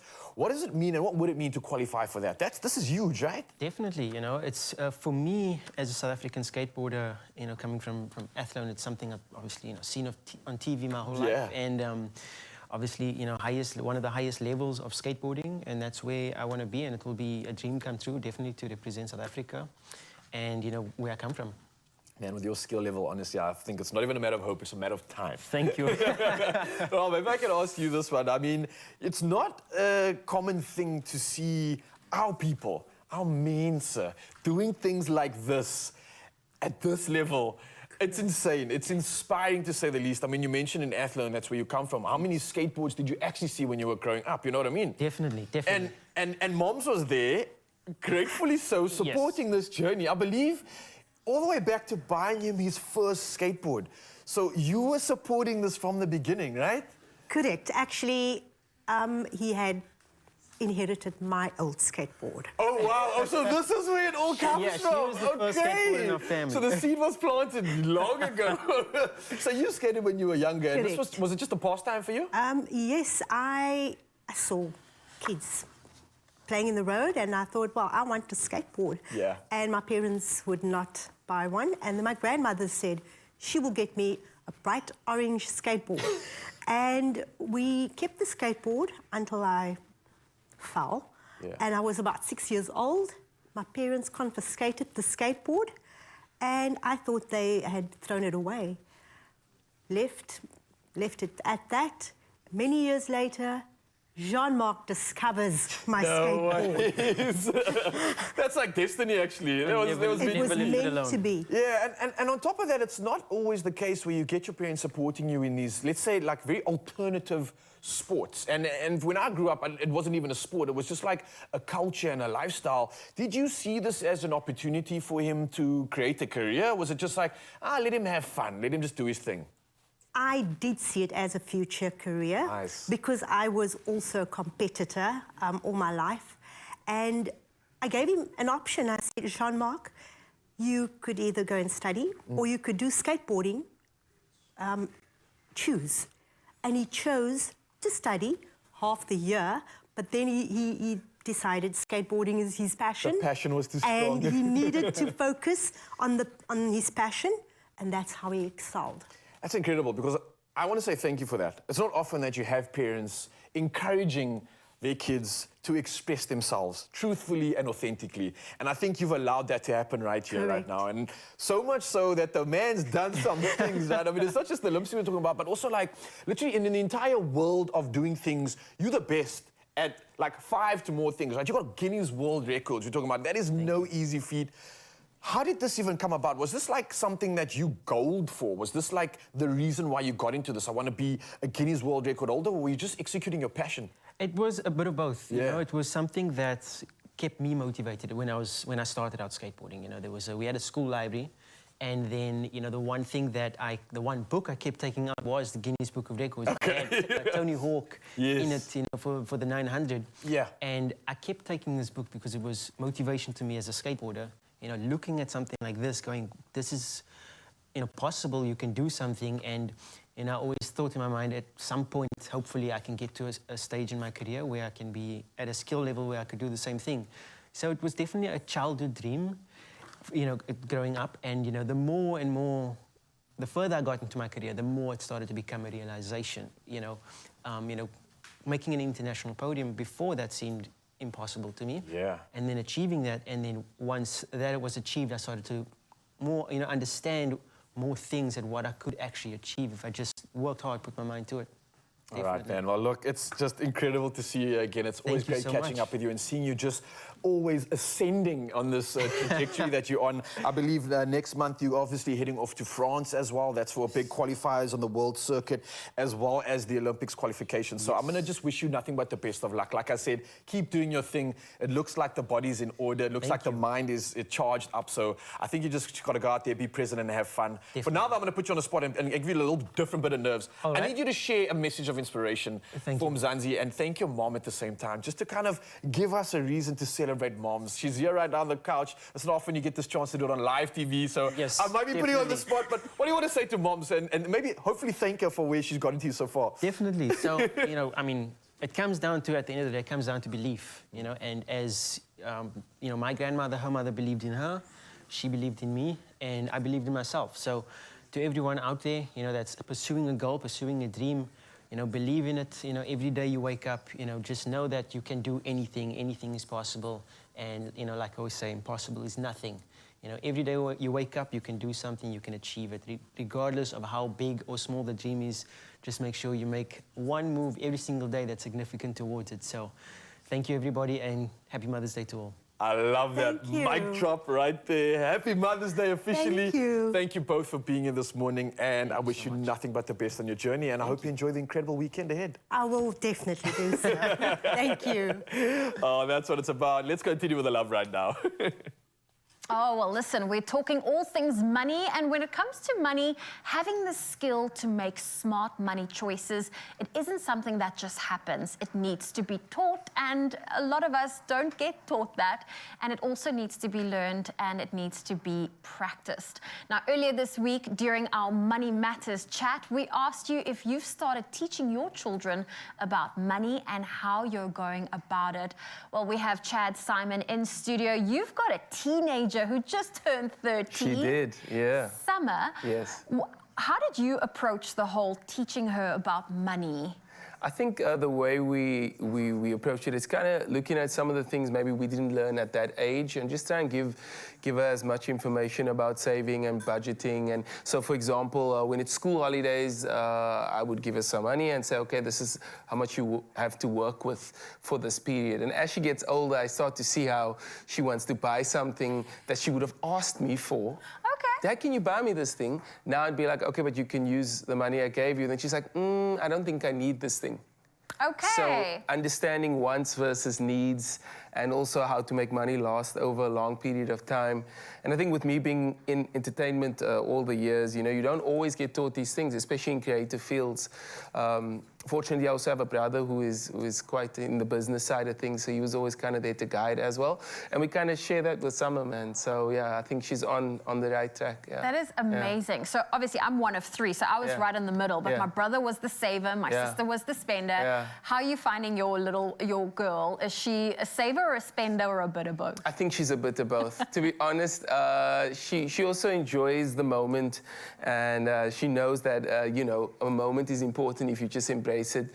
So if there's something she really wants, she'll get it. But she has become a lot more conscious about money. So before, let's say we went to go get some clothing for her, I'd say, okay, cool, here's this thing and this thing. She'll say, but Dad, you can only give me one. I don't need both. So I think she's maturing now at the age of 13 when it comes to money. But she certainly does enjoy a good time as well. Oh, yeah. Amazing. Well, listen, we asked you at home to also join in on the conversation. So, Chad, we're going to look at some of the comments that came through. Shireen says, we do teach our daughter to spend money wisely, especially because everything is expensive. So that if she has her own family one day, she will know how to work with her finances, which I think is a very great life skill to teach your daughter and your son. Yeah. Then Amanda says, I'm opening an account for my son. I informed him and trust that it all will be well. How amazing is that? Well, thank you for joining in on the conversation. Chad, it was great to hear about how you approached money matters with your daughter. And as a parent, establishing healthy financial habits and creating a positive attitude towards money from a young age will only help them make better money choices in the long run. And if your kids are ready to open a bank account, Nedbank's family banking platform gives families an opportunity to organize their finances in a way that unlocks bigger and better savings, including 50% off monthly fees for your spouse if they join too. Now, to find out more details, visit their website, netbank.co.za. You must be wondering how I got here, ne? Enjoying bomadi sushi, got the fucking knife over bubbles of sparkling water. But I didn't know the changes, Joe. Because I chose Nedbank, the bank that gives you discount upon discount in this country. I'll call it a bank with benefits, eh? Yeah. Value guaranteed. Seriously? Seriously.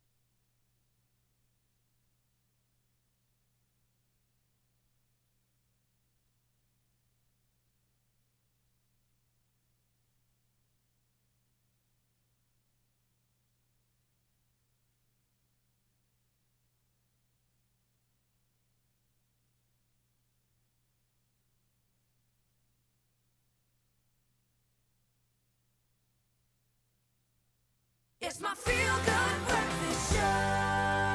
Oh, yes, welcome back, your Feel Good Breakfast Show. What a show it's been already. We're celebrating everything moms, everything motherly, especially with the women in our lives. And that's happening this weekend, this Sunday. Now, we've got two beautiful souls on the couch, of course. And we've been chatting to you this morning. I've absolutely loved the conversation. I've loved the love that's been involved in this. And I wanted to ask you, because we've been dying to get more information about you. We've asked this question this morning about your mom being a superhero. What would your mom's superhero power be? I think it would be to always have a presence, whether or not she's on time or not.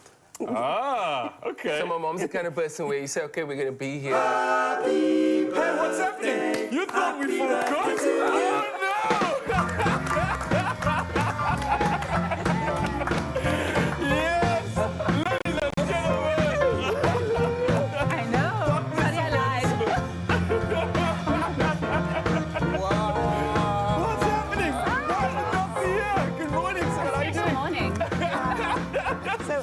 so Chad was telling me how crazy this week was, full of celebrations, and he had to somehow just humbly mention, it's also my birthday, and we all had to act surprised like we didn't know. Brother, happy birthday! Wow. Did you suspect it? No! Not at all! I was checking where Savannah was earlier. I was like, oh, because she had some other interview, and I was like, I was listening in. I was actually listening to the interview, waiting for them to talk to her when I was off set now. And you asked me right now. Yeah. And I said, you'll know soon. What's happening? It's okay. Like trying to not say what's happening. What's happening No, now? the What are you moment. talking about? It's beautiful, man. Thank you so much. I appreciate this. Wow, nice to see you. I see. Yeah, we had to surprise you. We had to bring all the... And the colours. Yeah, so you guys are obviously resonating. We're matching the nude palettes here. All like Yeah, no, I mean, you know, when you're engaged and you're with your fiance and your mom, the combos have to communicate, you know. And this is unintentional, by the way. Right, Doc, while you're here and while we've got your time, do you have any messages for Chad for his birthday? Anything you want to share on live TV? Yes. I guess thank you for your unconditional love, for always supporting all of us, for being a great dad, a great partner, and a best friend. We love you so much. Oh, stop with the onion cutting. Yeah. Moms, anything you want to say for Chad? Thank you. Yes, Chad must just stay as beautiful. Yeah, I know he's not cute anymore, he's handsome. He must just stay the way he is, and may God bless him and fulfill the desires of his heart. Yeah. Thank you, Mom. And wow. Yeah, and I speak favor upon his life. In Jesus' name. Thank you, ladies. Thank you so much for coming through. Thank you for celebrating, Chad. Wow, Simon, thank you for being here. Happy birthday, brother. Thank Let's you. continue the celebrations for your birthday today and for the incredible women in our lives this entire weekend. And let's continue with the magic of the show. Happy birthday! Well, it's 3 minutes past 8. Let's take a quick and final look at your national headlines. Parliament says the deadline for the completion of Section 194 investigation into the suspended public protector Busisiwe Mokubane's fitness for office will not be postponed any further. The deadline is the end of May. Parliament says legal costs awarded for the process have far exceeded the initial estimate, and the Speaker of the National Assembly, Nosisiwe Mapisa Nkakula, says none of the administrative authorities are prepared to provide further funding. She says the program committee has decided that the process cannot be extended beyond June. And staying with our local news, all campuses of CPUT, that's the Cape Peninsula University of Technology, has been closed until further notice due to ongoing violent student protests. Protesting students have set fire to buildings and vehicles on CPUT's Bellville and Wellington campuses. A spokesperson for the university, Lauren Kansley, says the students are, among other things, dissatisfied with the transport services, cafeterias, and a lack of housing. All residences must be vacated by 4 o'clock this afternoon. The university's open day scheduled for tomorrow has also been cancelled. Moving to news beyond our own border, Nigerian President-elect Bola Tinubu has departed for Europe in what his aide described as a working visit and part of final preparations for his assumption of office on the 29th of May. This is the second time Tinubu will be traveling out of the country since he was declared president-elect in March. He returned to Nigeria on the 24th of April after a 4-week vacation in France. During the visit to Europe, the president-elect will engage with investors, and other key allies, hoping to convince them of Nigeria's readiness to do business under his leadership. And the president of Ukraine, Volodymyr Zelensky, says his country needs more time before an expected counteroffensive against Russian forces can begin. He says the country's soldiers are ready, but the army is still waiting on essential equipment. He believes they could be successful with the equipment they have, but that this could lead to unnecessary loss of life.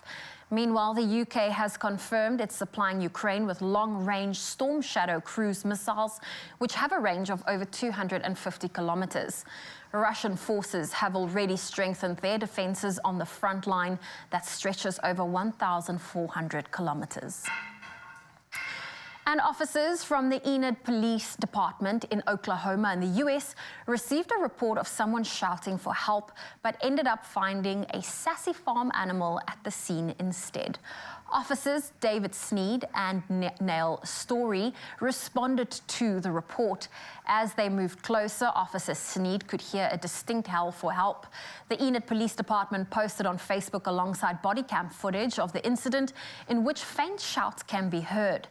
I think it's a person, Officer Sneed says in the footage from the incident.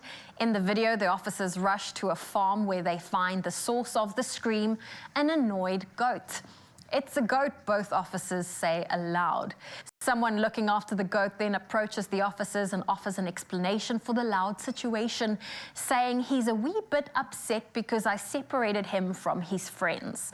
Later, the police joked in a statement saying, and I quote, "All in all, you really can't say it was such a bad call."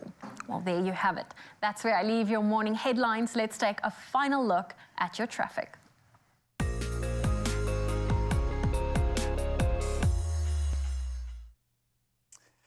Sticking to our our headlines right now and moving over to traffic. The area of KZN is where we are heading to first. Now, there's been a collision between Argyle Road and NMR Avenue. Now, this is causing delays, so please do pass with caution and travel safely.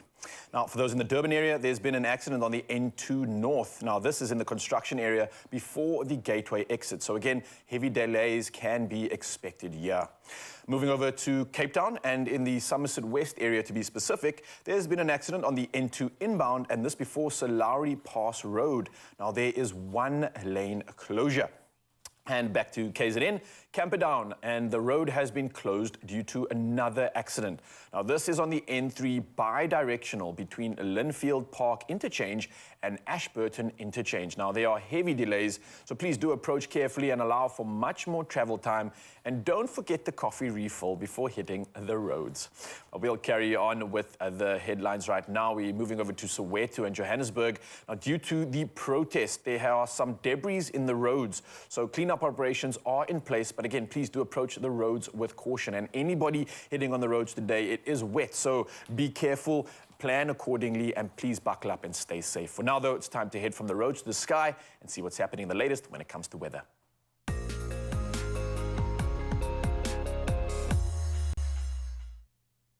Yes, and now reporting on weather news, the SA Weather Service has issued several warnings for today as rain and cold weather, especially over the western parts of the country, announced that winter has indeed arrived. Now this, as cold, windy and wet weather is expected over the western interior, persisting until Tuesday. Now, heavy rain could also result in localized flooding in places along the coast and adjacent interior, with very rough seas expected along the south coast tomorrow and on Sunday. Now, the Weather Service has also issued a yellow level 4 warning for rain, resulting in localized flooding over Kruger, as well as the Kokama local municipalities, as well as the Langeberg municipality, the Overberg, and the Garden Route. Now, a warning for waves resulting in difficulty in navigation at sea is expected between Alexander Bay and Plettenberg Bay. And lastly, a yellow level 2 warning for winds resulting in problems for high-sided vehicles on prone routes is expected over the southern parts of the Namakwa district. Now, part in Manzimtoti, part of this next headline is obviously from the weather news to our sunrise views, which we absolutely love. And this is our final edition before we send you off into the weekend. And for this one, we've got Pat in Manzimtoti, who headed outside to enjoy a walk on the beach with her dogs. Wow, what a shot. I absolutely love this. Next up, we've got Maureen in East London showcasing pastel peaches, and the tones in the sky are absolutely incredible. This could definitely be a painting. I love it. Now, we've got a regular up next, Louise G. Cherry, showing off views from her back garden before hanging up the washing. I mean, wow, what a moment. Just how the sun is kissing those clouds. I absolutely love it. We've got Tanya up next. This is from Paul, and this one is heading to the Spice Route to enjoy a day out with her friends. Wow, power, a beautiful moment, and a beautiful, I think a memory being made there too. And I hope that you get to do the same this week. And Mzansi, thank you for sharing those incredible pictures. We'll wait for the rest of them to come through so we can report back to you on Monday morning, and keep using the number 063-408-8863. For now, though, let's take a final look at the temperatures across the country. Let's start in Polokwane. The day starts at a low of 10 up to a high of 26 degrees. Mbombela sees the day starting at 15 up to 29. Pretoria sees the day starting at 11 up to 25. And Johannesburg, the day starts at a low of 9, moving up to a high of 23 degrees Celsius. Over in Mahikeng, your day starts at a low of 11 up to 27 degrees. Klerksdorp sees the day starting at 8 up to 26. Kimberley, a chilly start of 10, but moving up to a moderate 26 degrees. And Bloemfontein, much the same, 8 is your low up to a high of 24 degrees Celsius. Let's move over around the coast and over to Richards Bay. Wet conditions coming through from 18 all the way up to 25 degrees. Pietermaritzburg continues with the wet conditions from 13 up to 23. Durban sees the day starting at 19 up to 24. The wet conditions definitely continue over there. And Mthatha following suit from 9 degrees all the way up to 17 degrees Celsius. Over around the coast now and over to East London, your day starting at a low of 13, moving up to only a moderate 17 degrees. Definitely expect lots of wet conditions in your side of town, and much the same for Cradock. 7 is your low, up to a high of 13 degrees. Over in GQ Gqeberha, the day starting at 13 up to 16 only for your maximum. A lot of rain coming through, and exactly the same for George. 9 being your low up to a high of 13, with the rain continuing. And of course, let's pray it landed in the catchment areas. Now, we carry on around the coast, moving over to Cape Town. The mother city starts at 12 and moves up to a high of only 17 degrees. Lots of rain coming through. Much the same for Worcester. 6 being your low, only moving up to a high of 13, so very chilly, but even chillier in Sutherland. 2 degrees to start the day, moving up to only 8 degrees Celsius. And last but not least, Uppington, taking the cake from 9 all the way up to 23 degrees Celsius. Again, thank you so much for the incredible pictures. We'll see you guys on Monday for some more of those sunrise views. For now, though, we're not going to chat to Joey, but we'll find out what Zoe's up to.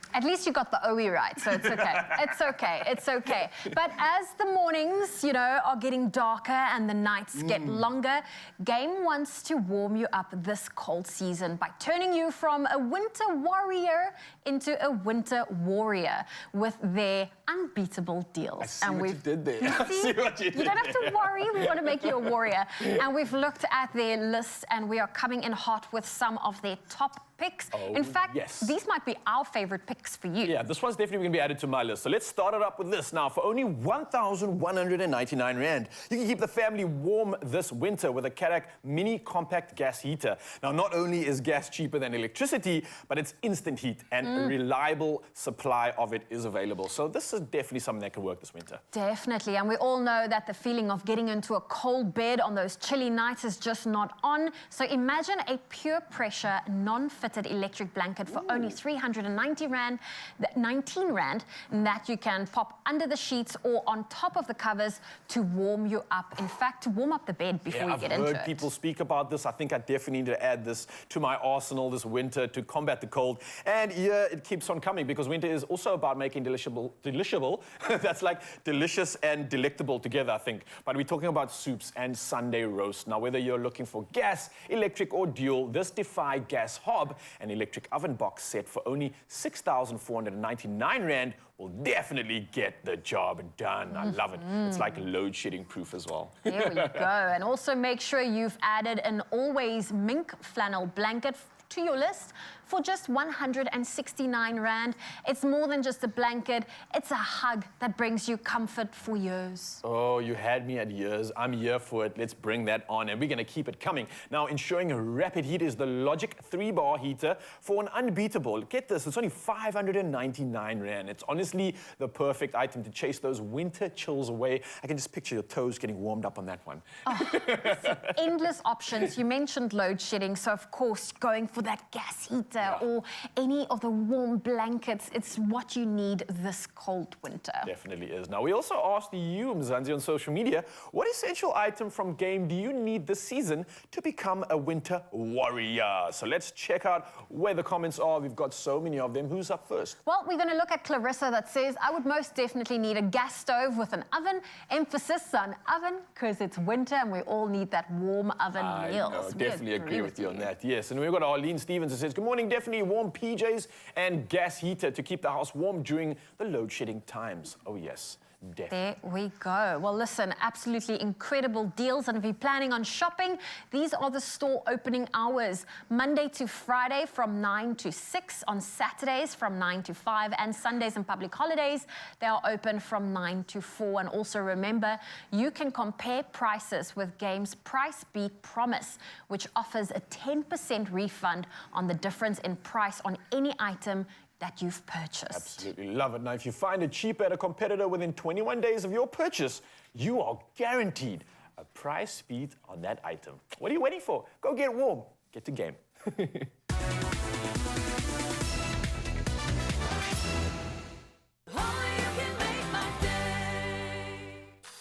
Join the bank that's best for your loan. Choose up to 200 Rand cashback monthly with a personal loan. Apply for a personal loan and a savvy account today. Nedbank, see money differently.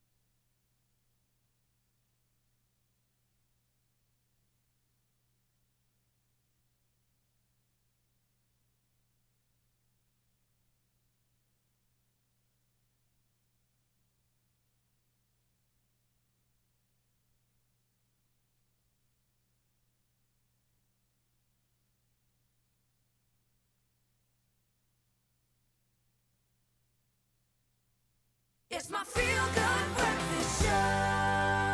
Yes, Mzansi, welcome back. It's your Feel Good Breakfast Show, and what a show it's been, and I'm here for it. We are celebrating moms, putting the spotlight on moms today, ahead of Mother's Day this Sunday. There we go. We've asked the learners from Westlake Primary School what they are planning for Mother's Day. Let's take a look.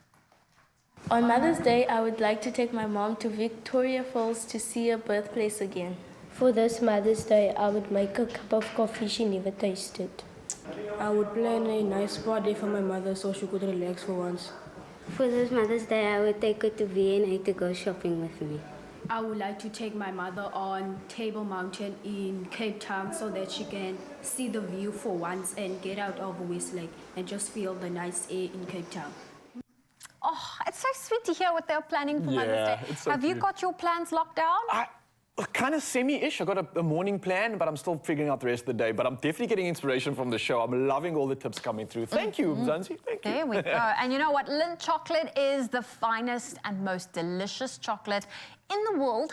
And today we are getting you ready to give the gift of bliss with the Lindor range this Mother's Day from Lindt. Now, whether it is for a mom, a grandmother, perhaps your wife, an aunt, a mom figure, there really is something for every motherly figure out there. And we really want to get you inspired. Yeah, definitely indeed. And what you can see in front of us right now should bring all that inspiration through. I see a lot of things that I'm used to, a lot of things I recognize, which I know Moms is going to love. But Zoe, have you noticed what's in the center there? Something Well, a little listen, bit different, we yeah? have new, we want to introduce you to the new gift boxes in milk and assorted. So this is the milk one, and I mean, this is beautiful. This is the 150 gram. It also comes in a bigger one, which is 250 gram.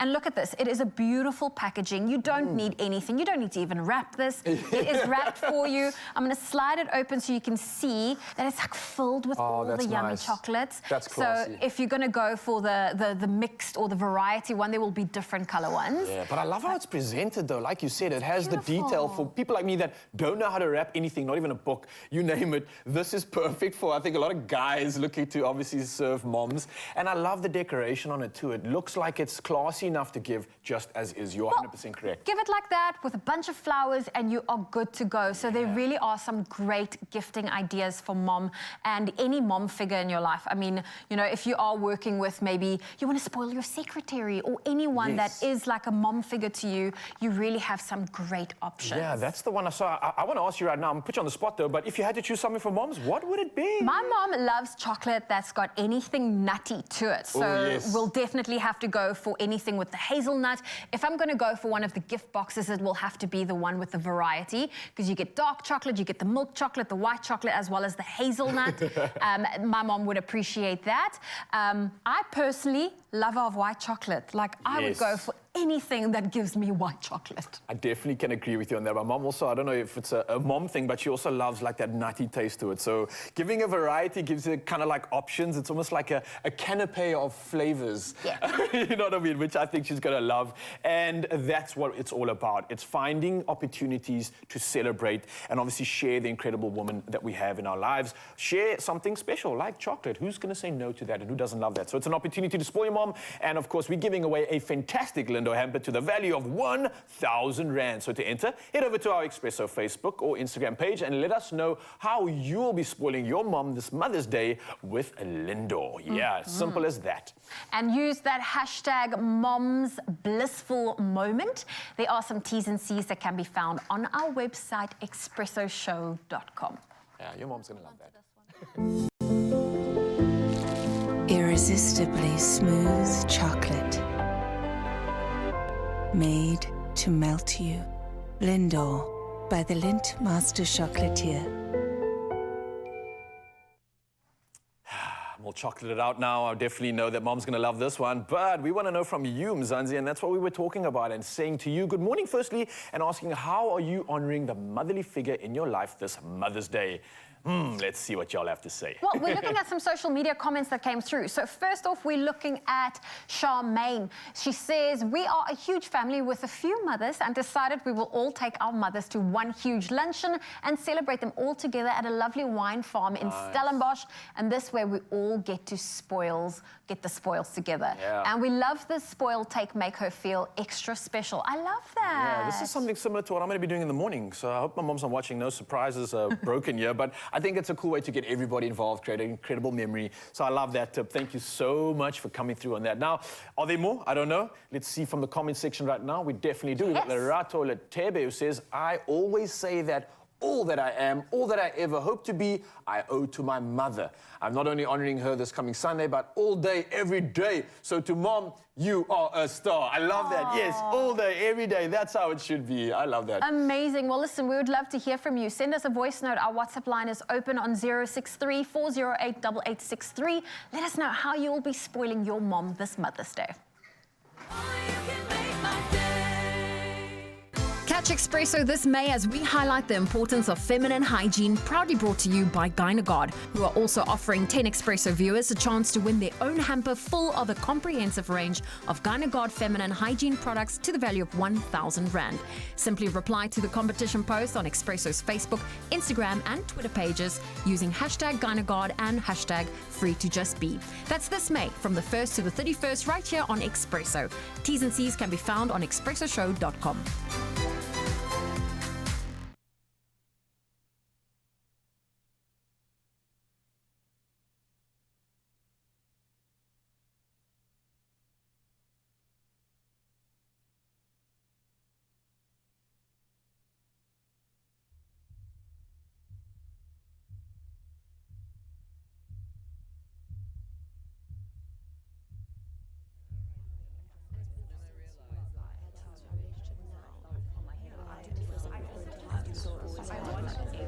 Stop.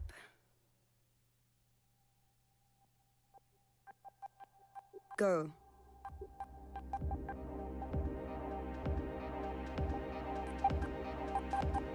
Again.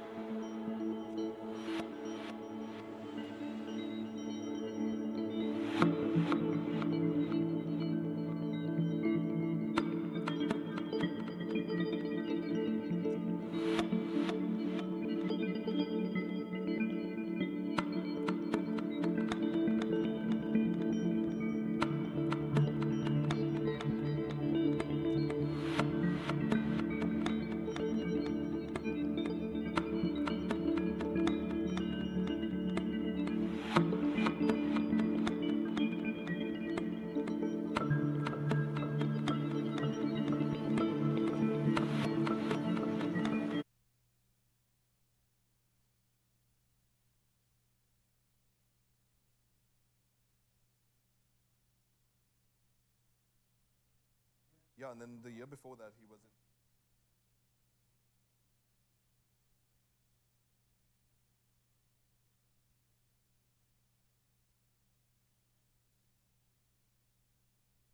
It's my feel-good breakfast show.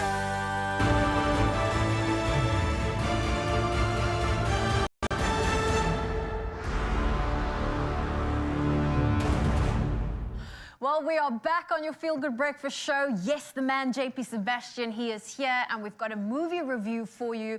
And this one is called Hypnotic. I just want to fill the audience in on some of the behind-the-scenes kind of stuff. Zoe sits in a director's chair this morning because she has to shout at Ryle, Ryle, don't move back, there's a camera behind you. And what does Ryle do? He moves back. But anyway. You're corralling Ryle. Maybe you have a future in directing yourself. Yeah. So Hypnotic is what we're talking about. It's releasing today. And you've just been saying now, Ben Affleck's obviously been pretty busy. He's been super busy. I mean, starring in this film not too long ago, we were looking at the movie Air that he directed and also played in. Yeah. Year before that, there was one called The Last Duel, which is really harrowing. So he got married in between. Like, the man's been busy. He was also in a viral video that I laughed at, but you'll find it yourself. From the Grammys or the Oscars? No, not even. Just him looking fed up. Another story, another day.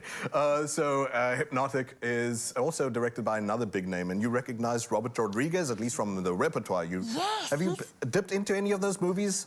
I mean, just looking at them, all of them are so popular. Oh, yeah. So Robert Rodriguez, the director of Hypnotic, has also done Desperado. The first one that he did, by the way, 1992, Al Mariachi, is a jewel. It's like cheap, it's low budget, but it does the job. It like packs the punch it needs, etc., etc. So, oh, by the way, tell you what, let's hear from the people themselves. I'm just talking myself out here. Ben Affleck and Robert Rodriguez talking about Hypnotic out today in South Africa. Are you familiar with the concept of hypnotics? Hypnotics. Hypnotics will make you see a version of the world that doesn't exist. I started writing this in 2002. I'm super happy to finally get this movie made. It's like some distant dream. What made me want to do the movie was Robert. I've always wanted to work with him. I've always been inspired by him. I wanted to join him on this journey more than anything. Ready to go? It's a little bit of a bucket list thing for me. So when this opportunity came up, there was no hesitation whatsoever. I'm going to Austin, Texas. Yeah, I'm working in Austin, Texas again in my own Troublemaker Studios. It's like getting the golden ticket to go to the Willy Wonka factory. You feel Robert in his element. He's got all this great stuff to play with, this backlot of his own, and it's like a filmmaker's fantasy. You don't know who you're dealing with.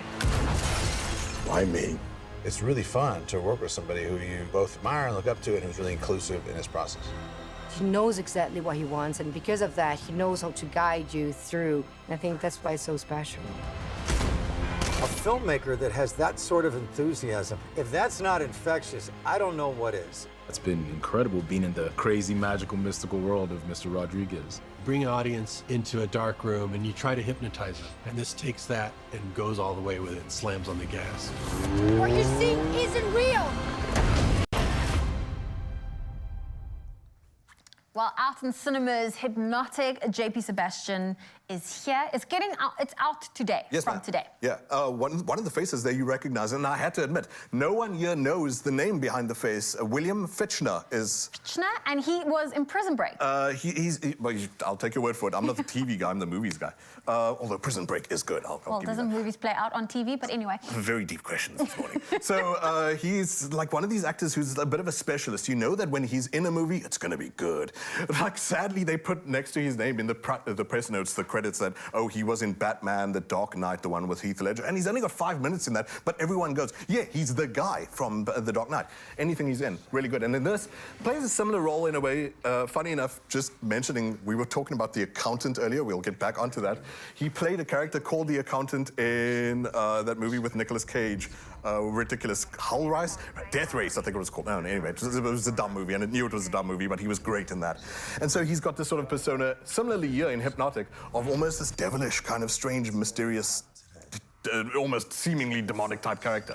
Give you a bit about what I'm talking about in terms of a synopsis, who these people are, what the players are, etc., etc. Hypnotic. In this world, you have these people who refer to themselves as hypnotics. You might call them psychics. Okay. But they have this ability to use, I suppose, neuro-linguistic programming to give you certain verbal cues, certain bodily cues to just change your program in a second, that type of thing. And so Ben Affleck is a detective who, and we've seen this character plenty of times before. He's sitting in therapy, you know, he's boozing, he's sad because something He's looking tragic for his has... daughter. There you go, he's got a kidnapping that's going down. It feels like that case is not in fact related to the case that he's now chasing with William Fichtner, but suddenly these threads start to tie together, these loose ends start to come together, and he finds, wait, am I at the center of all this? Am I the one who's been drawn down the rabbit hole? Because a clue left at the bank heist relates to his kidnapped daughter, which at first they thought wasn't related. I love it when separate stories in a movie all comes together. Converge on a conspiracy. And so I think you'll really like this thing because it turns like 4 or 5 times that, oh, wait, what you thought was real isn't real. Oh, wait, that person who you thought was that wasn't that. It turns and twists as much as you like, and people really go in for that kind of thing, especially if you like. Got similarity to Inception, got similarity to Minority Report. I was just mentioning to cameraman Pete behind you guys right now. Minority Report was by Philip K. Dick, so similar. Philip K. Dick is Total Recall, which it feels like as well. Is reality what it seems? Are you the person you actually think you are? Are you programmed? And so it even brings in like the fake news sort of angle to it too. But he finds one of these hypnotics. She tries to guide him against the evil hypnotics. Is she a good hypnotic? You don't know. We don't know. There's twist after twist. The other important name, by the way, I didn't mention Philip K. Dick. How could I not mention Paycheck, which Ben Affleck was in before? You saw that one? Yes, I did.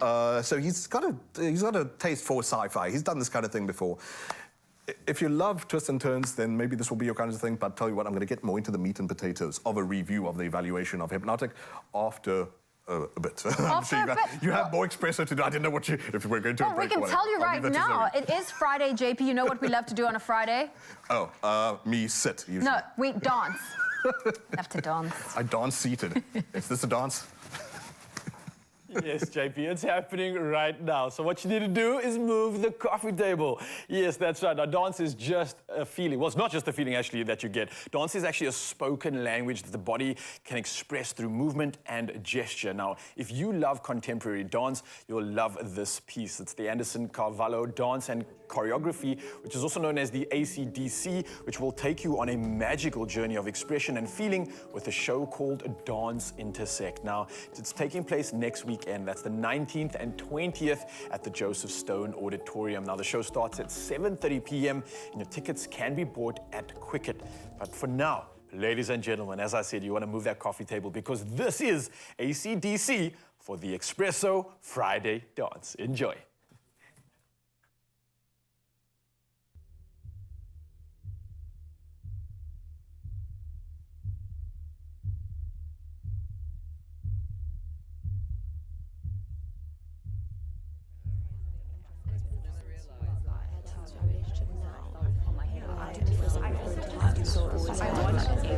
Stop.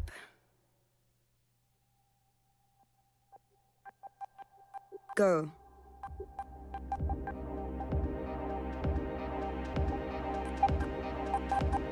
Again.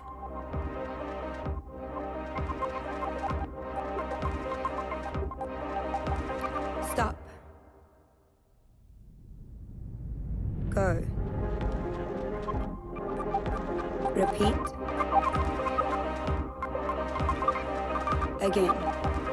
Stop. Go. Repeat. Again. Stop. Go. Again. Repeat. Again. Stop.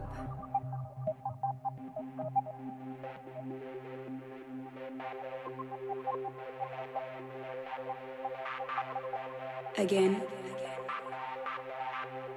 Repeat. Again.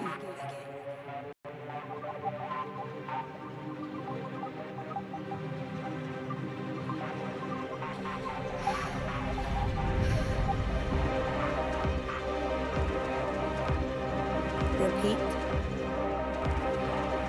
Again. Stop. Go. Repeat. Stop. Again. Again. Go. Repeat. Again.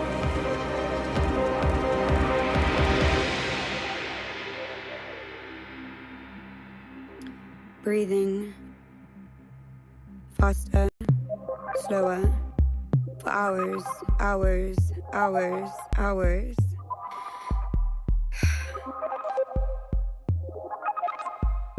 Stop.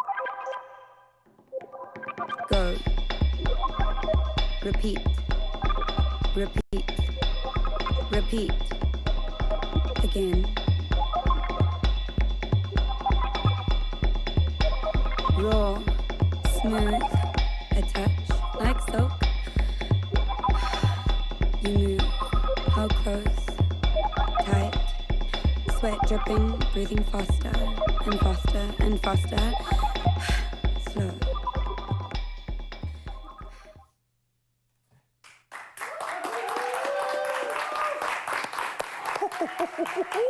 Wow.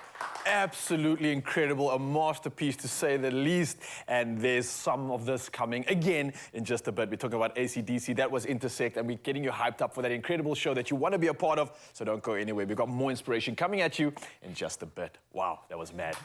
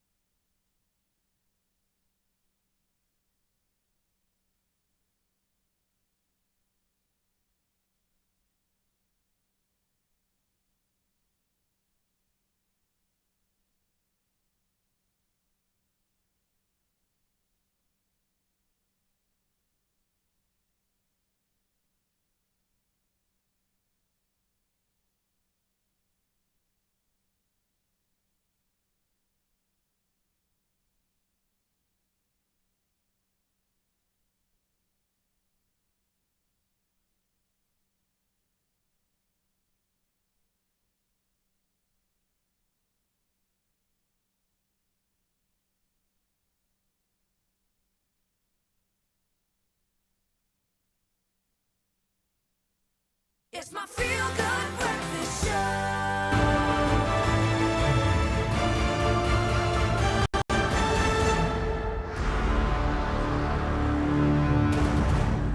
We've got about 20 minutes left of your Feel Good Breakfast show, and you're just in time. JP Sebastian, he's here. We're reviewing the movie Hypnotic, which is out from cinemas today.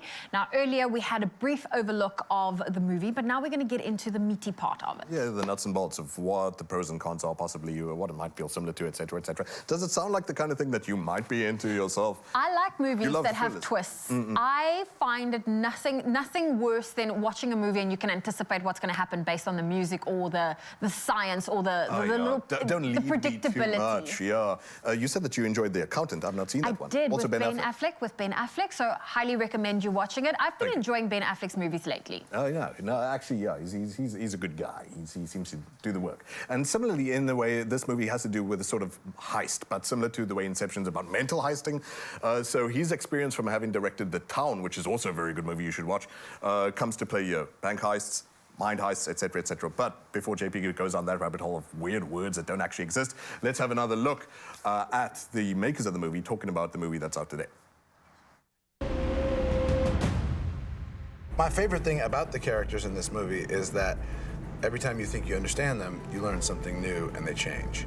And so all of the characters are really fun that way. The actors are terrific, but I really love the change that my character makes in particular. I think it's really fun. The one thing that always elevated Hitchcock's movies was his casting. He always had people like Cary Grant, or Jimmy Stewart, or Grace Kelly, Ingrid Bergman, and really wanted to cast this up and get real superstars. And Ben Affleck plays Rourke and brings that sort of Hitchcock mystique to this role. He is the father looking for his daughter. He is the relentless cop. And he's got such star quality and presence that I really felt like I was filming a Hitchcock film. The benefit of having directed movies is that when you work with somebody who's really sharp technically, you kind of know what they're looking for. You know what they're doing. You know what they want, and hopefully I know how to give it to them. And it's really lovely with Robert because he kind of treats me with the respect of, hey, you know what I'm doing and what I'm going for, and that shorthand, and so we can cut to the chase very fast. I appreciate and respect the speed with which he moves, as well as the precision and desire for excellence. And it's really interesting to me, and I've learned a lot because I've seen how you can both move really fast and do good work, and those things don't usually go hand in hand. Hypnotics make everything that you see and do feel perfectly normal.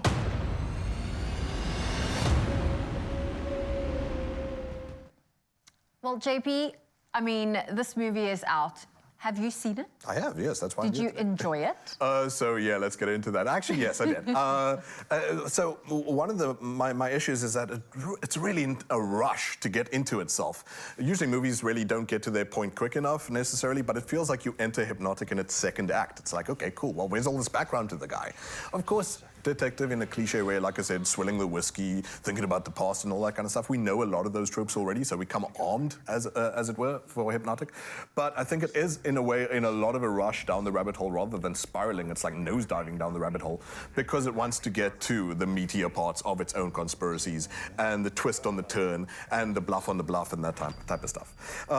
Speaking of the man at the front, Ben Affleck, it's kind of strange that we haven't seen him in more roles like this. Obviously, in Gone Girl, he was a strange tightrope of, oh, shame, he's playing helpless in front of the character, but he's, typical, I suppose, idea of what men might be in behind camera or whatever. But in this, yeah, like, do we have these latent things? And I suppose this is all about, like, what's really in your mind. It's what Hypnotic's about, so it's appropriate too. So there you heard Robert Rodriguez refer a lot to Hitchcockian sort of like man's man type things. And for a detective doing a noir type feel, that brooding, wondering where the case is taking him type thing, he's a great casting for that. And that's unsurprising. He's a two-time Oscar winner. I don't need to be evaluating Ben Affleck, but he does the job. Aside from that, William Fichtner as well, like we were just going on about, the actor who you now know the name of that guy. He's the specialist. Aside from Dark Knight, he was in Equilibrium as well. He was the freedom fighter in that. Please remember the name for the face as well, because he's so good. And in this, like I said, that weird, creepy, demonic kind of, he's going to be like the stereotypical devil guy as far as movies go in future. I hope he gets more and more big roles. Alice Brown Braga is a name I must mention. Shame. She had her start in City of God, Brazilian masterpiece. Do watch that as well. And here she plays the Hypnotic. Now, because this is so sort of like high concept and whatever, it can come off a bit corny in its way, but because of the actors and because of the chemistry they bring, it doesn't really fall apart. Like in the wrong hands, you know, it can... It could have. You know what I mean? It can be too janky. And janky is all what Robert Rodriguez is about. With respect, I say that. His movies feel very DIY in a way, very tactile, and a lot less of the gloss that we'd expect of Christopher Nolan. Now, some people might not like that. So yeah, my main reservations are it's way too fast for its own good. Sometimes it's highly predictable, but then there are times when you actually do move to the edge of your seat and you're like, yes, this could be an interesting conversation starter. It feels like you're going into the matrix of things. Feels like you're going into the Total Recall sort of side or whatever. But tell you what, you guys like scores, you like numbers, don't you? We love popcorns. So JP is going to give Hypnotic out today 6 out of 10. Which doesn't sound like much, but for one of these movies that I was just saying to sound engineer Chad early on, said that it's such a relief sometimes. It's such a breath of fresh air to go, there's a AAA actor, a 5-star actor, who's not trapped in a franchise. He's not in a Batman suit for the 4th time. He's doing a side thing for a director he likes, almost as a solid for a friend. And those kind of movies almost have a lot of heart, even if they feel 6 out of 10-ish. So, yeah, but 6 out of 10 is very good in JP standards. Yeah, and it's not bad for a movie, The most guys. JP usually goes is 7, so that's actually technically a 9 out of 10. It's knocking it out the park. There we go. JP Sebastian, thank you for joining us today. Thank you for reviewing the movie Hypnotic, which is in cinemas from today, so do go and spoil yourself this weekend. Spoil your mom. Thank you so much, JP Sebastian. And of course, we're going to keep the heat right now because joining us on the Expresso stage this morning is award-winning R&B, soul, and jazz musician and, of course, producer too. I'm talking about Brian Bomba. He's still here. And, man, you've been signed with some incredible record labels. You've produced a new album, Ride or Die. Talk to me about that, man, the inspiration behind putting it together and how it's been received by the people. There's so much love. There's a lot of love. Brian Bomba is loved. We put up this album at the last minute. The producers, the people behind the stable, Something Music, you know, the team, the whole team, the marketing team as well, they're just really amazing. And it's really loved. Everyone is just following Brian Bomba right now. It's hip and happening. Bomba is hip and happening. And Bomba means not just that, but it also has an actual meaning behind it as well, right? Stunning, beautiful. Styling, look good, look beautiful, and you're embodying that right now. Being proud. Yeah, and I feel like you've come to our show and you've served Mzansi at the perfect time, right? Because this next song you're going to be performing, Katitimela. Right? Is that something that is to do with the weather right now? It's something to do with the cold, right? It's cold, eh? Yeah, it's cold. It's a winter season. Yeah. Everybody needs that love, you know?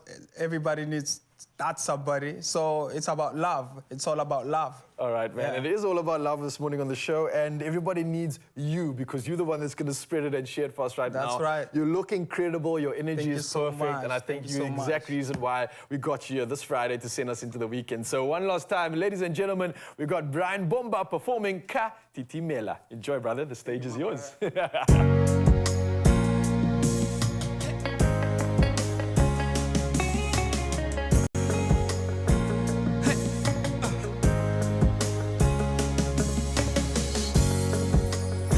I wanna be the first song man to charm a lady.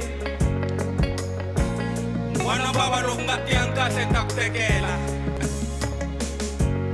Ladies and gentlemen, Mr. Brian Bomba. Oh yeah, angelic voice, the golden voice. Shili swale mapape, mwana mani, shili shama jangu. Oimbele kama ngati sisi.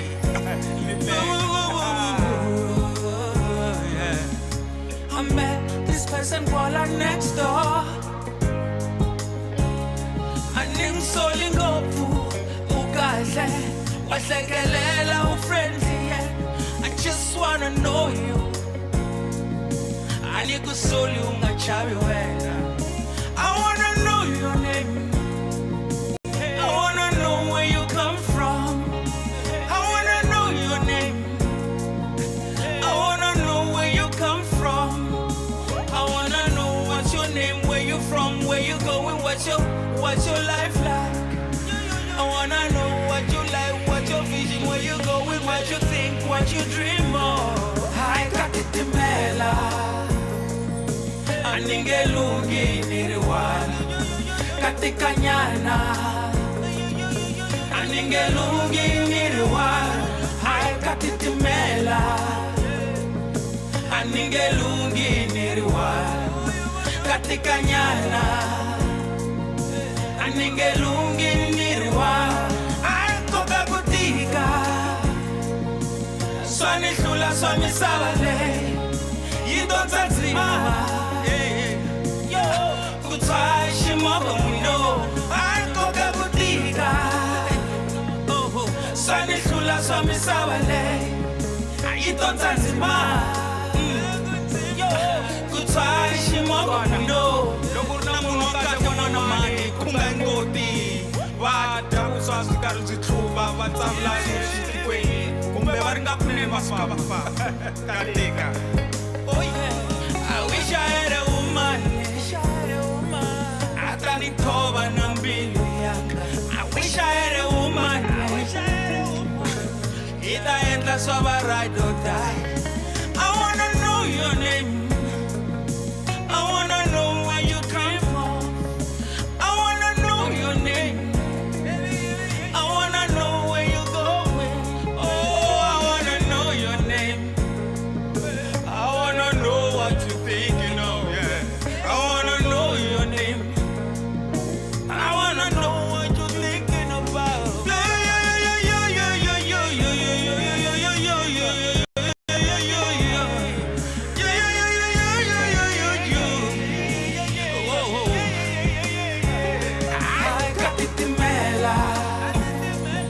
aningelungi niriwa katikanyana aningelungi niriwa hai katitimela aningelungi niriwa katikanyana aningelungi niriwa hai koka butika swani hlula swa misava leyi yi dyondza ndzima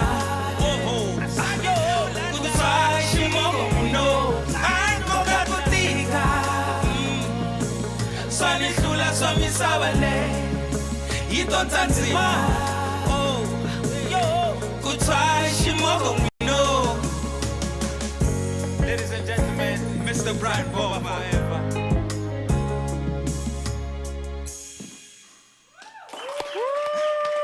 Yes, man! Yeah! Brian Bomba in the building, man. Thank you for what you're doing. Thank you for putting Tsonga on the stage, on the map, for representing and for sharing all that magic for you guys out there. Find this man online, Brian Bomba. Obviously, he's online and he's got incredible energy that is here for you to be served up and send you into the weekend. Well done, brother. Thank you so much. Thank you so much, my brother. And I hope you enjoyed that, Mzansi. Yes!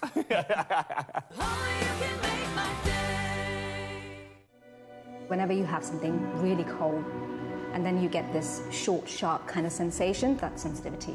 It can get worse. The problem is not going to go away by itself. I always recommend Sensodyne. It's specially designed to care for their sensitivity. And I've had people coming back to me saying it's made a difference. It works.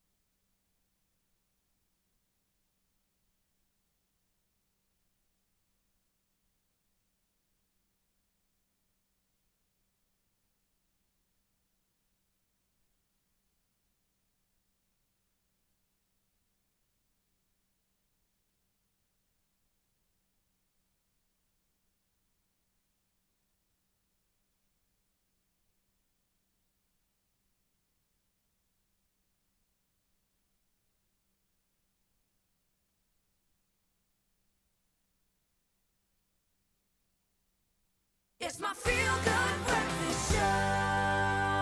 Mzansi, welcome back to Feel Good Breakfast Show. What an incredible show it's been. Thank you for joining us, and we're going to keep the show going right now. And we've got a feeling of gratitude and admiration for these absolutely talented performers. They're not just dancers to me, they're like athletes. The way they move their body, it is absolutely incredible. Now, AC/DC are back once again in light of that performance happening next week. It's on the 19th and 20th at the Joseph Stone Auditorium. And here's another reason for you to enjoy and get involved in this. Here's a masterpiece by AC/DC. I think it's called When I Left the Room. Enjoy it.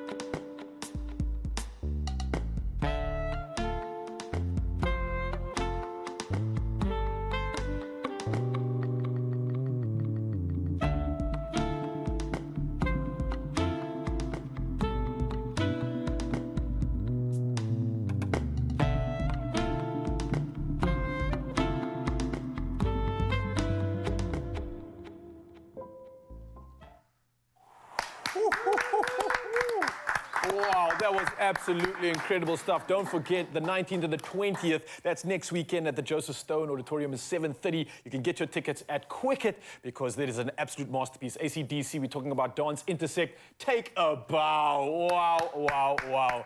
Athleticism on another note. How incredible is that? Yep. Well, listen, we're wishing you a happy Mother's Day for this coming Sunday. South Africa, we'll see you bright and early Love on ya. Monday morning. Bye.